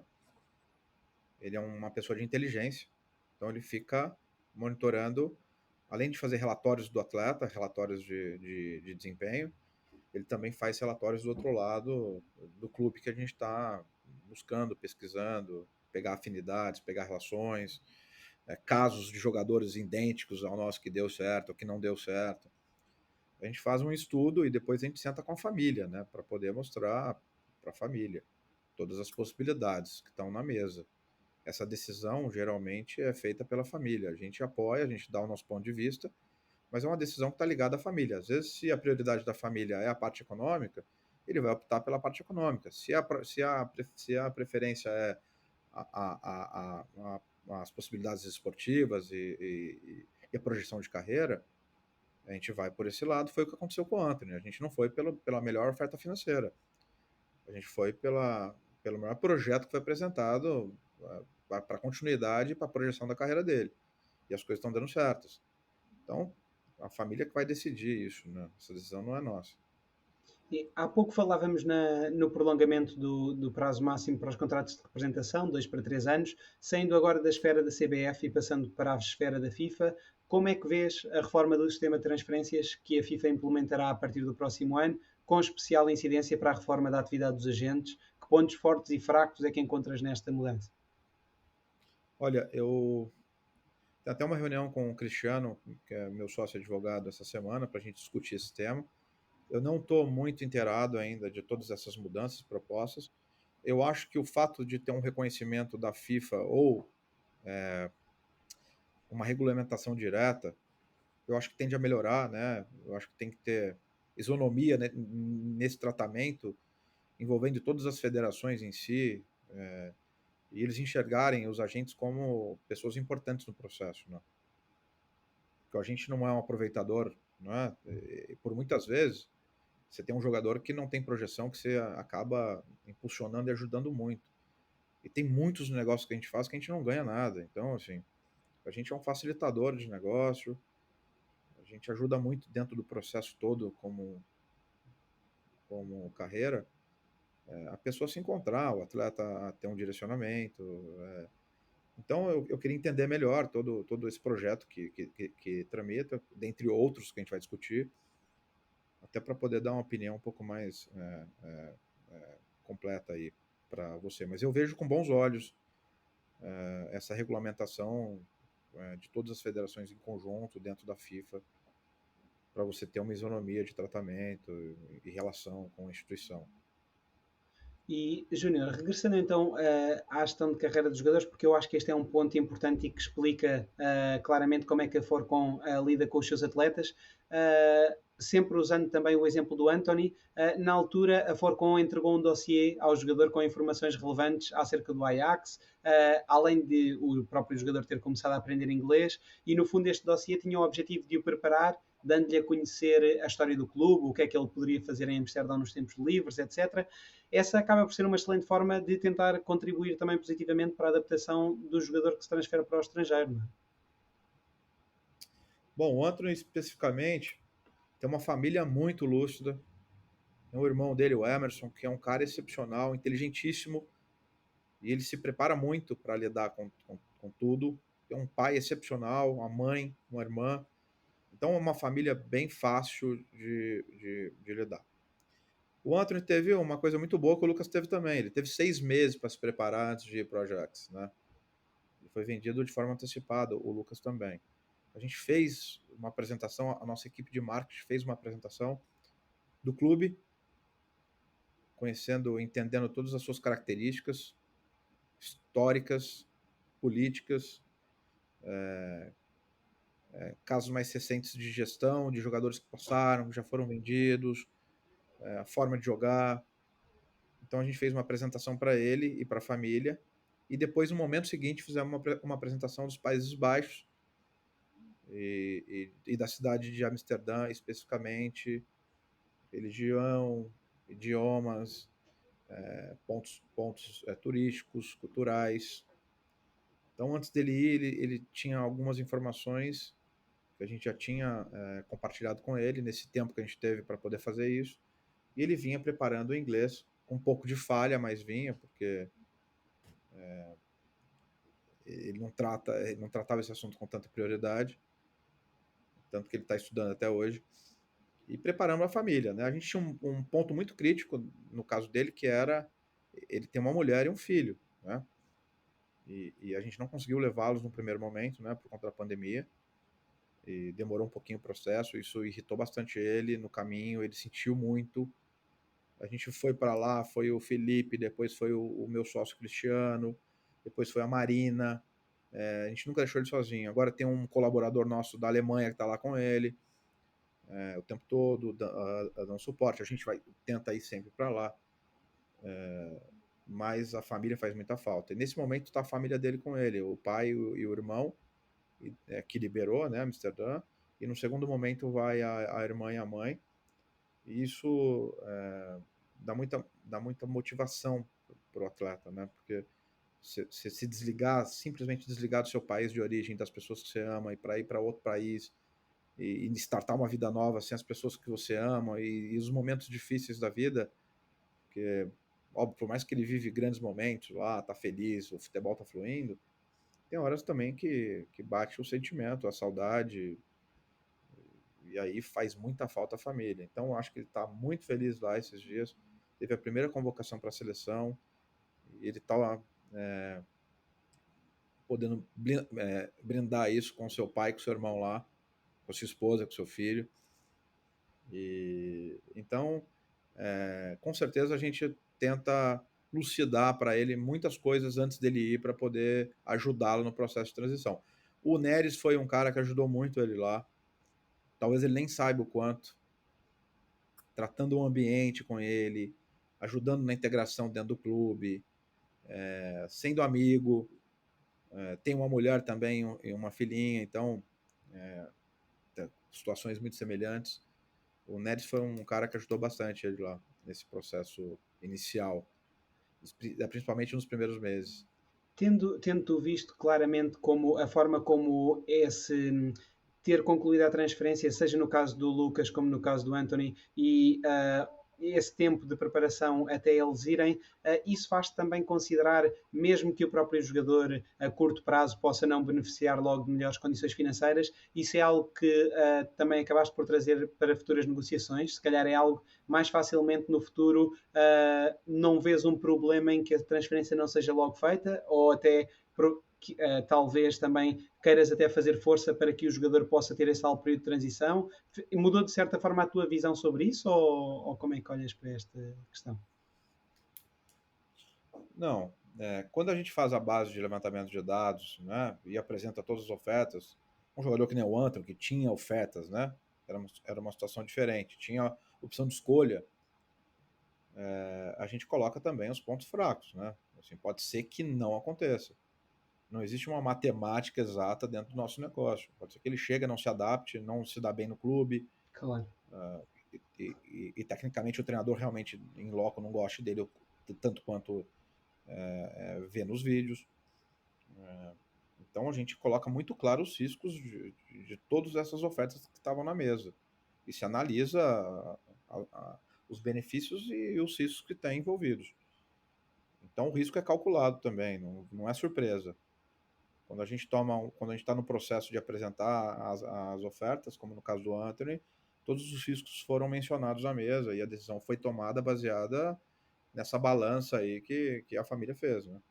No sentido inverso, porque falamos agora no regresso e não propriamente numa ida para o estrangeiro, viveste também a situação do Gabigol, não é? Quando ele regressou ao Santos, e dizes muito que na altura o mérito foi do pai, do Gabigol, que tinha a clara noção de que no Santos o jogador ia ter aquele carinho, o clube não iria permitir que ele caísse em desgraça, entre aspas, de certa forma, e portanto isso aí deu-te também alguma sensibilidade para, acaba por ser mais uma situação que mostra o quão importante é que um jogador se sinta acarinhado, não é? E, essencialmente numa situação em que o Gabigol vinha de experiências em que não sentiu esse carinho, não é? Falando de Gabigol, o Gabigol é uma empresa enorme, né? Imagina. E óbvio, quando eu te falo que a família está dentro do processo de gestão, a família está dentro do processo de gestão. E o pai e a mãe sempre foi muito participativo. E a irmã dentro do processo criativo, porque hoje ela é uma influência digital, a irmã dele. Ela é muito habilidosa, ela sabe lidar com essas coisas, ela sempre esteve muito presente opinando. E o Gabriel nem se fala, né? O Gabriel é um gênio, assim. O Gabriel, fora do futebol, é um gênio. Ele é músico, ele gosta de entretenimento, ele é um cara culturalmente muito rico. Quando a gente passou por tudo que passou na Europa, ele foi muito jovem, talvez não assimilou tudo que tinha que assimilar ali no primeiro momento. A autoestima dele estava muito baixo, né, lá quando ele estava em Lisboa.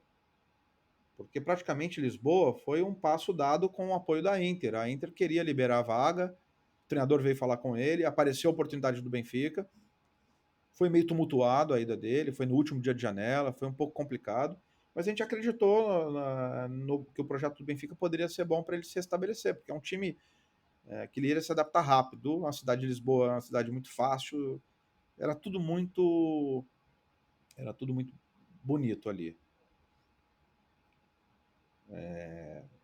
Mas não aconteceu. Quando a gente tomou a decisão de voltar para o Brasil, tinha 10 clubes querendo o Gabigol. Tinha 3 clubes que poderiam pagar o contrato dele. E tinha um clube muito grande que queria ele, que realmente estava muito tentado aí.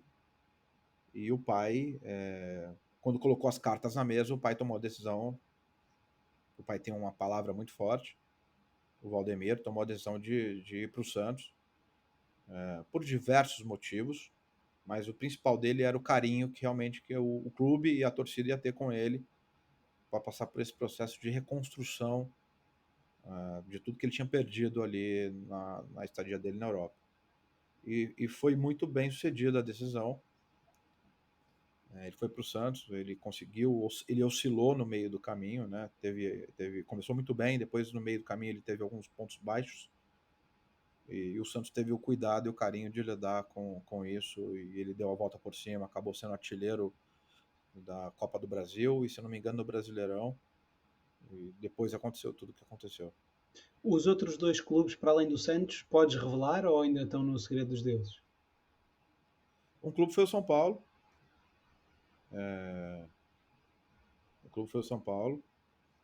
e o outro foi o Cruzeiro. Ok. Falando então sobre a maturidade dos atletas, não necessariamente sobre a sua capacidade de adaptação, há também aqui alguma forma em que a agência procura ajudar os atletas a maturarem rapidamente desde cedo, para além por exemplo, dos tais workshops que já deram, etc. Também no acompanhamento diário aos atletas existe essa preocupação?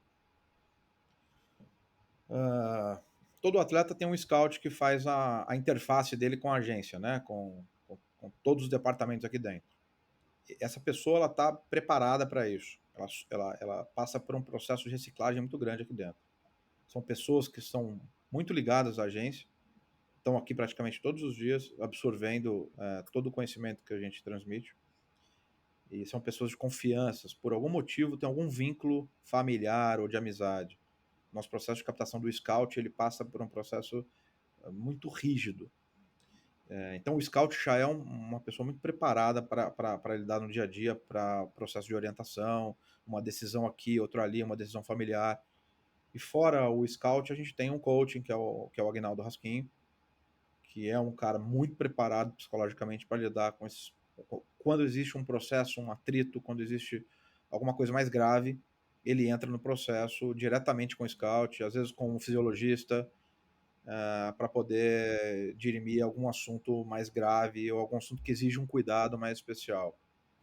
Então a gente tenta tratar esses assuntos sempre em sigilo, com poucas pessoas envolvidas, mas o Rasquinho está sempre encabeçando esse processo quando a gente tem um ponto crítico ou uma gestão de crise que precisa envolver, no caso, uma outra pessoa. E em relação especificamente à família, não há dúvida nenhuma, como já falámos, que são muitas as famílias que se envolvem na gestão de carreira do atleta. Pensando já na tua vasta experiência no futebol, nos 15 anos que levas já a trabalhar neste mundo, achas que, confirmas, não é? Achas que o aumento tem sido, o crescimento tem sido significativo da envolvência da família nessa gestão? Eu acho que a família sempre esteve envolvida, né? Só que hoje eles têm um envolvimento mais profissional. Eu acho que o pai, ou a mãe, ou o irmão acaba se preparando mais para poder lidar com assuntos que antigamente ele não tinha condição psicológica de lidar, não tinha condição, não tinha maturidade para lidar. Então, a gente mesmo influencia as pessoas que são ligadas ao atleta, que estão aqui numa linha diferente, a se preparar para algum determinado assunto, seja no âmbito financeiro, para lidar com as finanças da família, de investimentos, seja no âmbito profissional. Então, para a gente é muito importante a gente ter uma pessoa que faz a interface entre atleta, agência, que está numa linha de frente de gestão por parte da família, ter um nível bacana que vai entender toda a comunicação, todo o planejamento, que vai agregar aqui. Todo atleta tem um ponto de apoio, seja o pai, seja a mulher, seja o irmão, depois daqui a pouco é o filho. E para mim é fundamental essa pessoa estar preparada para isso. Se ela não está preparada, ela tem que se preparar. Tem que ter uma pessoa a um nível alto para poder lidar, porque são muitos temas ligados, principalmente quando o atleta toma uma proporção que se tomou Lucas, Gabigol, Anthony, Gabriel Xavier, Guilherme, e assim vai. E outros atletas que a gente tem aqui no Brasil que ainda vai crescer muito com a sua transferência.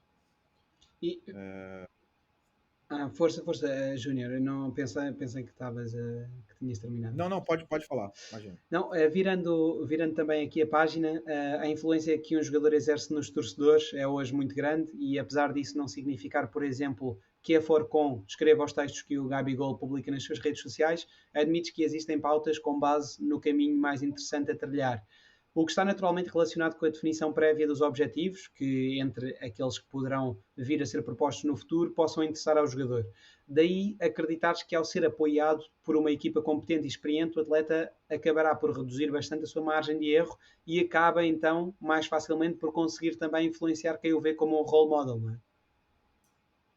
Olha, a gente não cria o conteúdo para o Gabigol. Eu não escrevo na rede social dele, mas eu crio uma base de informação para ele fazer isso. A gente compartilha informações importantes para ele. A gente coloca os perigos que ele possa enfrentar com determinados temas que ele vai ou não adentrar ali na rede social. Então eu dou suporte para ele poder fazer a melhor publicação possível. Eu dou suporte para ele poder fazer uma homenagem. Eu dou suporte para ele poder fazer bases estatísticas de dados para ele poder publicar. A gente produz as artes, às vezes estatísticas para ele. A gente produz os vídeos, às vezes, para poder viralizar um lance ou outro.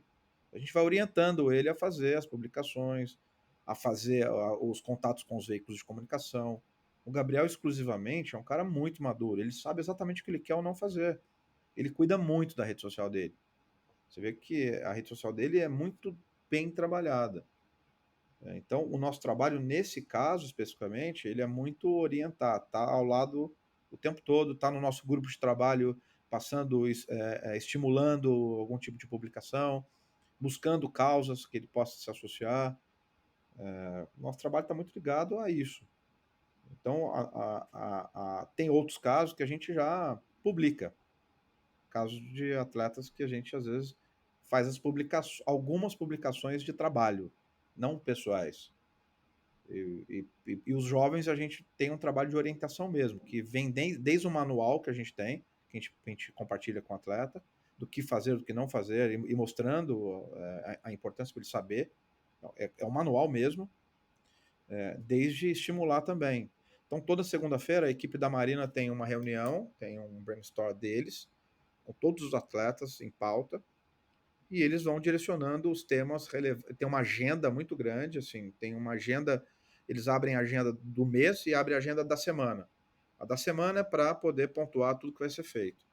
E aí eles vão imputando essas informações num banco, num programa que faz a gestão desses dados, coloca as pessoas envolvidas no projeto com prazo, e eles têm que lidar com esses prazos para poder produzir e gerar conteúdo específico. E o assessor de empresa, junto com a pessoa o analista de dados, que tem bases estatísticas, vão gerando também informações estatísticas que possam virar pautas de matéria, possam virar uma arte para viralizar na rede social. Então, o nosso trabalho está muito mais voltado à orientação. Eu não faço o que ele tem que fazer, a gente não fala o que ele tem que fazer, a gente orienta. Olha, tem aqui uma informação legal que vale a pena a gente produzir uma arte para você publicar, vale a pena virar um release para a pauta de imprensa. Então, a gente tenta buscar ativações o tempo todo, principalmente quando envolve estatística positiva, que esse tipo de pauta é um tipo de pauta que rende muito, é muito positiva para o atleta. Então a equipe é muito integrada nisso e está o tempo todo orientando. E, paralelamente à orientação dos atletas, existe também aqui uma faceta vincada, creio eu, da gestão de crise. Recordo-me, por exemplo, que em março o Gabigol foi apanhado num casino clandestino, juntamente com muitos outros participantes, numa altura de restrições de ajuntamentos, o que resultou numa multa e 2 meses depois o jogador doou um respirador a um hospital do interior de São Paulo, precisamente para ajudar pacientes no tratamento contra a Covid-19. Independentemente da eventual correlação entre estes dois acontecimentos, a verdade é que, de facto, é muito relevante trabalhar a gestão de crise para que um jogador jamais caia em desgraça publicamente e para que reúna sempre a simpatia também dos torcedores e mantenha o tal estatuto de role model, porque no final, para além de todos os benefícios, acaba também por beneficiar o seu valor de mercado. Não é? Nesse caso especificamente do Gabriel, São Paulo estava com os restaurantes todos fechados. Inclusive ele me convidou para ir nesse cassino, era para eu estar junto. Eu não quis ir, eu tinha algum compromisso, mas a gente ia jantar mesmo, porque o lugar eu não conheço, tá? Eu não conheci. Mas parece que é um lugar maravilhoso, que você comia do bem e do melhor e não tinha limitação de 9, 10 horas fechar o restaurante. E ele foi pego lá, enfim, tem a parcela de culpa dele e está pagando por isso. Ele teve um julgamento, pagou acho que não sei quantos mil em cestas básicas. E o negócio do respirador do hospital, aquilo não tem nada a ver com o processo do cassino. Aquilo foi um pedido para o pai dele, especificamente, de uma pessoa, de uma cidade, que estava com dificuldade, não tinha um respirador, e o pai dele tinha decidido. Isso foi antes o pedido foi antes do acontecimento, porque esse respirador era importado, demorava um tempo para acontecer, e depois o hospital achou por bem agradecer ele publicamente, e isso acabou tendo uma repercussão nacional. Mas a imprensa não deu muita importância para isso, deu mais importância para o cassino, né? Mas a gente tem um contencioso aqui preparado a lidar com essas situações. Acontece o tempo todo. E também desde a vez que acaba também por ser um tema para a parte do marketing, não é? A equipa não só do contencioso, mas o marketing também lidar com este tipo de gestão de crise. Marketing, principalmente junto com a assessoria de imprensa, né? Eu estou sempre ligado a esses pontos, o Rasquinho na parte de coaching, a gente liga 4, 5 pessoas envolvidas e a pessoa da família e o atleta especificamente, porque às vezes você tem que tomar decisões muito rápidas, né? E essas decisões têm que ser discutidas ali baseado em algum nível de conhecimento, né? Então a gente tem um contencioso preparado aqui para esse tipo de coisa, tá disposto a acontecer. Não adianta, por mais que o atleta seja correto, bem intencionado, às vezes acontece alguma coisa que está fora do escopo. Exato. E, nesse sentido, o marketing desportivo deve ser sempre um aliado da gestão de carreira dos jogadores. Não se devemos esquecer que os clubes avaliam não apenas o rendimento desportivo de um jogador, como também o valor e o potencial comercial da sua marca. Diz, Júnior. Agora não. Hoje em dia, você tocou num assunto importante. O clube, quando vai contratar um jogador do nível desses caras, eles rastreiam tudo, porque dentro de campo eles têm uma base de informação muito rica lá na frente, tomar decisão é fácil. Você pega uma base de dados e você toma uma decisão. Agora, Fora de campo é o grande problema. Então os caras analisam rede social, os caras analisam pessoas próximas, os caras querem avaliar a família, porque a possibilidade do jogador, a quantidade de jogador que vai embora, transferido e volta depois, porque teve um problema pessoal, particular, é absurdo. Os caras não podem errar, eles não podem ter um problema de vestiário. Então, isso passa pelo processo de comunicação mesmo, digital, isso passa pelo processo de equação da família. Então, eu concordo com você que esse trabalho é do marketing. E quando você tem tudo dentro da agência, você consegue facilitar essa comunicação, integralizar essa comunicação para que tudo seja decidido aqui entre quatro paredes. Se um atleta tem uma assessoria fora, a parte de marketing digital do outro lado, a parte de relações públicas do outro lado, e a parte de coaching fora, como é que você consegue ligar todas essas pontas para poder fazer uma reunião e definir coisas importantes, entende ou não? Exato. Foi quando a gente decidiu juntar todas essas pessoas dentro de um único espaço, foi justamente para poder direcionar um tema pensando em todas as consequências que ele pode gerar. Eu tenho que ter todos esses caras aqui dentro para a gente discutir junto o que vai ser feito, rapidamente. Não, e no meio dessa solução integrada, desses vários serviços que a Forcom proporciona aos atletas, no caso do Martin, quando fazem também aquela entrevista que falávamos há pouco, um dos objetivos visa também entender a identificação dos jogadores para depois poder também fazer parcerias comerciais em que, mediante a afinidade de cada jogador. Não obstante, a vertente financeira acaba também, obviamente, por ter de ser ponderada quando essa identificação não é tão forte, não é? Ou seja, suponho que mesmo que um jogador diga eu identifico-me com estas marcas e com estes serviços, se aparecer um serviço oposto com o qual ele não se identifique, acaba por haver aqui um trabalho também de ponderação mediante a componente financeira, ou como é que funciona? Com certeza. Essa entrevista lá atrás, e ela passa por uma manutenção também, depois a gente atualiza, ela passa por um processo de comunicação que visa atrair negócio.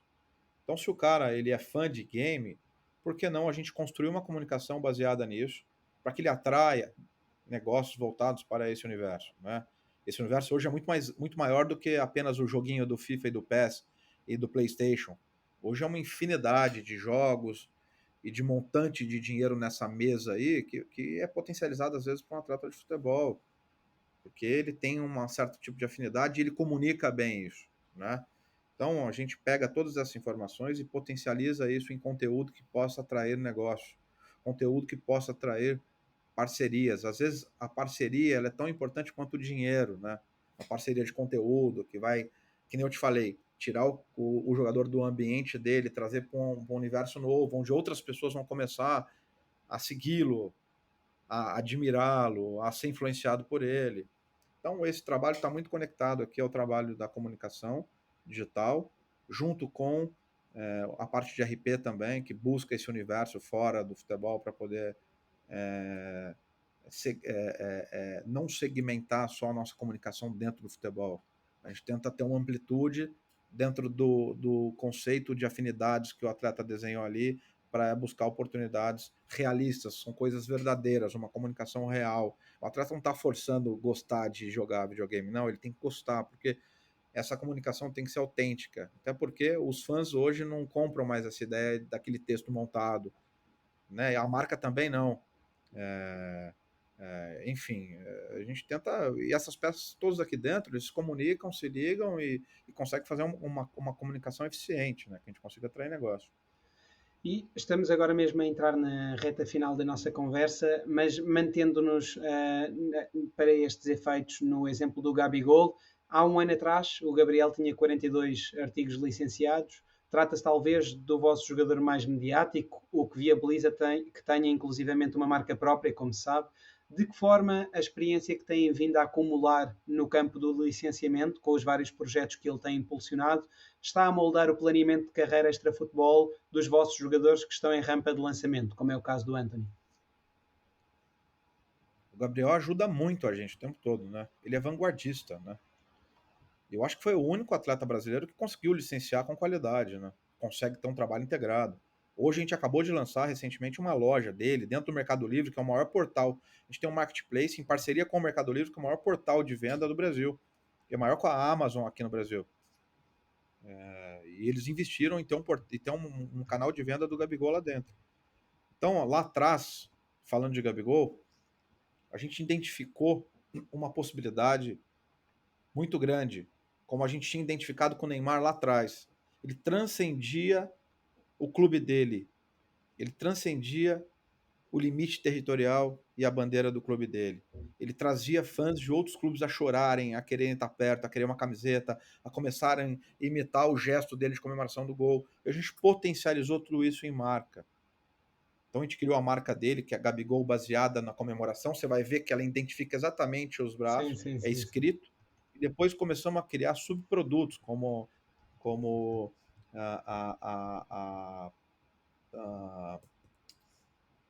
me fugiu aqui, não a caricatura, Não, Pô, criaram o boneco, não é? O peluche, criaram o peluche. não, a gente criou, a silhueta dele. Você vê que tem a silhueta dele, virou um Sim. subproduto. E depois, num segundo momento, depois que foram criados subprodutos, a gente criou, na necessidade de ter uma comunicação mais direcionada para o público infanto-juvenil, criou o Gabigolzinho. Eu poderia ter criado isso com várias outras empresas. A gente quis fazer tudo aqui dentro. Então a Marina foi se especializar em licenciamento, foi estudar, trouxe tudo isso para dentro, trouxemos mais uma pessoa aqui de licenciamento, a gente começou a absorver todo esse processo, criamos um personagem infantil, ele já virou tema de licenciamento de uma série de coisas, e hoje a gente está criando o desenho, a animação do personagem, que vai incluir toda a família, e a gente vai passar por um processo de negociação com os streamers, seja Netflix, seja Gloob, seja qualquer um streamer, que vai ter o desenho, as pílulas de desenho semanais ou quinzenais, e que com certeza isso vai fortalecer a relação dele ainda mais com o público infantil e vai gerar muito mais licenciamento do que a gente já tem. É óbvio que isso vai ajudar muito a gente com o Anthony, com todos os outros atletas que tem a vir, com o próprio Lucas. O Lucas, a gente acabou de criar uma marca para ele de 10 anos de carreira e mandamos 100 caixas de presente para 100 pessoas importantes na carreira dele. Era para ser o ano passado que ele completou os 10 anos de carreira. Como a pandemia dificultou, a gente lançou, foram 2 camisetas especiais com um logo, a gente criou um logo para os 10 anos, que também tinha um logo dele, e mais um power bank com o logo, mais um fonezinho de ouvido e uma carta dele escrita para cada pessoa que recebeu e publicou na rede social até emocionado. Ele queria fazer um agradecimento ali especial. E os 100 não deram, ele quer que fabrica mais agora, porque tem outros mais 100 amigos que pediram um presente. Então, eu acho que essa construção tá muito próxima à realidade de cada atleta, cada um dentro da sua característica, né? O Gabriel tem uma característica mais comercial, então permite se vender muita coisa, né? Permite se vender muita mídia digital, muita publicidade. A gente só não faz mais coisas porque o Gabriel não quer. A gente está limitando a fazer poucas e grandes coisas com ele. Ele não quer pulverizar a marca dele. Ele quer fazer poucas coisas, mas coisas que ele gosta, que ele realmente gosta. Agora ele virou músico, né? Lil Gabi. Então, ele é um músico de trapper. Então a gente vai aproveitar isso também, desde que isso não atrapalhe o desenvolvimento da carreira dele. Vamos aproveitar isso e tornar produto também. Lil Gabi é um produto agora, que vai agregar outras coisas fora do futebol, vai para o meio de música, entretenimento. Ou seja, é um monstro esse cara. Mas no caso do Lucas, eu vi isso, eu vi a marca dos 10 anos de carreira, mas será também comercializado? Não, isso era uma coisa pessoal dele. Ok. Ele queria presentear 100 pessoas importantes. Ok. E aí, essas 100 pessoas viraram 200 agora. Fundamental, obviamente, é que o trabalho de investigação relativo aos acordos comerciais que se vão fazendo, não é? Esse trabalho de investigação é fundamental. O jogador, quando recebe uma proposta para a criação de um produto licenciado, não irá pesquisar informações sobre a credibilidade e o potencial comercial da empresa que o abordou. Logo, uma agência como a Forcon tem o dever de apurar todas as informações relevantes. Porque se amanhã, por exemplo, uma empresa chinesa que fabrica o produto com a marca do Gabigol, se tem problemas ligados aos direitos dos trabalhadores ou tudo mais, obviamente que isso, por muito que o jogador não esteja ciente, ele irá ficar conotado com essa imagem. Por isso é muito importante este tipo de trabalho. e, como sabemos, havendo no futuro este tipo de problemas para serem evitados, existe também uma grande preocupação por parte da Forcon de fazer este trabalho de SAPA, não é? De pesquisa. Bom, como você sabe, o meu sócio, o Cristiano, tem um escritório de advocacia, né? Que atua em todas as esferas dentro do direito, e a gente tem uma advogada aqui dentro do escritório que fica full time à nossa disposição. Dentro do projeto de licenciamento, principalmente licenciamento e outros projetos de patrocínio, seja digital ou offline, a gente tem um processo de compliance aqui dentro. A gente vai entender com quem a gente está lidando. Então, a gente tem um fluxo de trabalho que começa na prospecção, ou às vezes essa prospecção ela é reativa, né? Ela bate aqui o pedido, a maioria das vezes. Então a gente a gente vasculha mesmo a vida da pessoa. A doutora Carla, ela faz um processo de compliance aqui dentro bem rígido, né? Porque hoje a gente tem uma marca muito forte, muito consolidada, que é o Gabigol, que é o Anthony, que é o Lucas, e dentre outras que existem.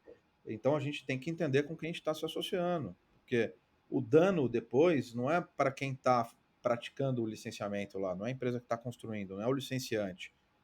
O dano é para o licenciado. Ninguém vai vincular a imagem do produto que não tem qualidade ou que tem algum vínculo com o trabalho infantil ao produtor, ao fabricante. Vai associar ao Gabigol, ao Lucas, ao Anthony, ou quem quer que seja. Então, antes dessa análise financeira, tem a parte de proteção do compliance, que é feita aqui dentro. E a gente tem todo um relatório lá de defesa para poder seguir o processo de negociação. Né? Hoje, a gente é muito mais criterioso para você licenciar um produto Gabigol. A gente tem um valor mínimo, né, de mínimo garantido para o licenciante, para poder também não pulverizar tanto. A gente quer fazer poucas e boas coisas, né? E todo o processo também tem quando você envolve o Flamengo ou não. A gente já tem um acordo com o Flamengo. E agora a gente está aumentando a gama de produtos, né? Vai para o Gabigolzinho, vai para o Lil Gabi, vai... enfim, a gente tem uma série de produtos agora para licenciar dele. Que é um produto que a gente queria que independência, que a gente tivesse menos dependência dele possível, porque o tempo dele é difícil. Então a gente cria um personagem infantil, cria o desenho do personagem infantil, porque a gente dá vida para o personagem e ele por si, ele movimenta sem precisar do Gabriel. O Gabriel só faz interações com a rede social. E a gente cria uma Gabigol Store, que é uma conta, justamente para ter uma comunicação mais direcionada com esse público, mais direcionado com os produtos, com o personagem infantil, que você também evita de ter que usar o Instagram dele o tempo todo, né? Então, hoje a Gabigol Store tem quase 100 mil seguidores e vai aumentando cada dia mais. E outros 1000 projetos para acontecer aí. Um deles está ligado à final da Libertadores, que é um produto itinerante que vai estar com todos os produtos dele lá na frente do Centenário. Não sei se vai acontecer ou não, mas é um projeto que a gente está tentando desenvolver junto com o Mercado Livre. A gente está empolgado, cara. Tem muita coisa bacana acontecendo aí. Só falta tempo para fazer tudo, né? Nossa equipe é grande mesmo assim, falta tempo para desenvolver tudo. Finalmente, Júnior, para fechar a nossa excelente conversa, que livro, filme, documentário, série é que poderias recomendar a quem nos vê ou a quem nos ouve sobre futebol ou gestão desportiva? Bom, eu estou lendo um livro que eu estou gostando muito. Chama Donnie Deal.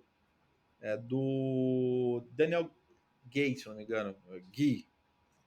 É um livro que eu estou gostando bastante. Que fala sobre o universo do negócio de futebol. Filme, eu adoro Moneyball, né? Porque eu adoro. Ele até me inspirou a trazer uma pessoa de análise de dados para dentro do escritório. Eu acho que a base do nosso trabalho é a informação, né? Sem dúvida. Então é um filme que eu vejo 2, 3, 4 vezes. Ok. Duas Sempre. excelentes sugestões. Júnior, muito obrigado mais uma vez pela tua presença aqui no Folha. Obrigado você. Eu agradeço a oportunidade. E se Deus quiser, aí vamos tomar um café junto aí. Você fica em Lisboa, né? Sim, atualmente sim. Vamos tomar um café em Lisboa. Eu estou sempre aí ali no Hotel Corinthians, que eu adoro aquela região ali, por ser fácil o acesso em tudo quanto é lugar. E agradeço também ao seu público pela paciência, né? Enfim, a oportunidade é muito rica para a gente aqui. Estou muito feliz. Obrigado e continuem o excelente trabalho que têm vindo a fazer. Obrigado. Apenas para terminar, dizendo que, como já sabem, podem sempre subscrever o canal no YouTube, seguir também o Folha no Spotify, Apple Podcasts, e assim terão acesso de imediato a todas as conversas sobre gestão desportiva. Um abraço a todos.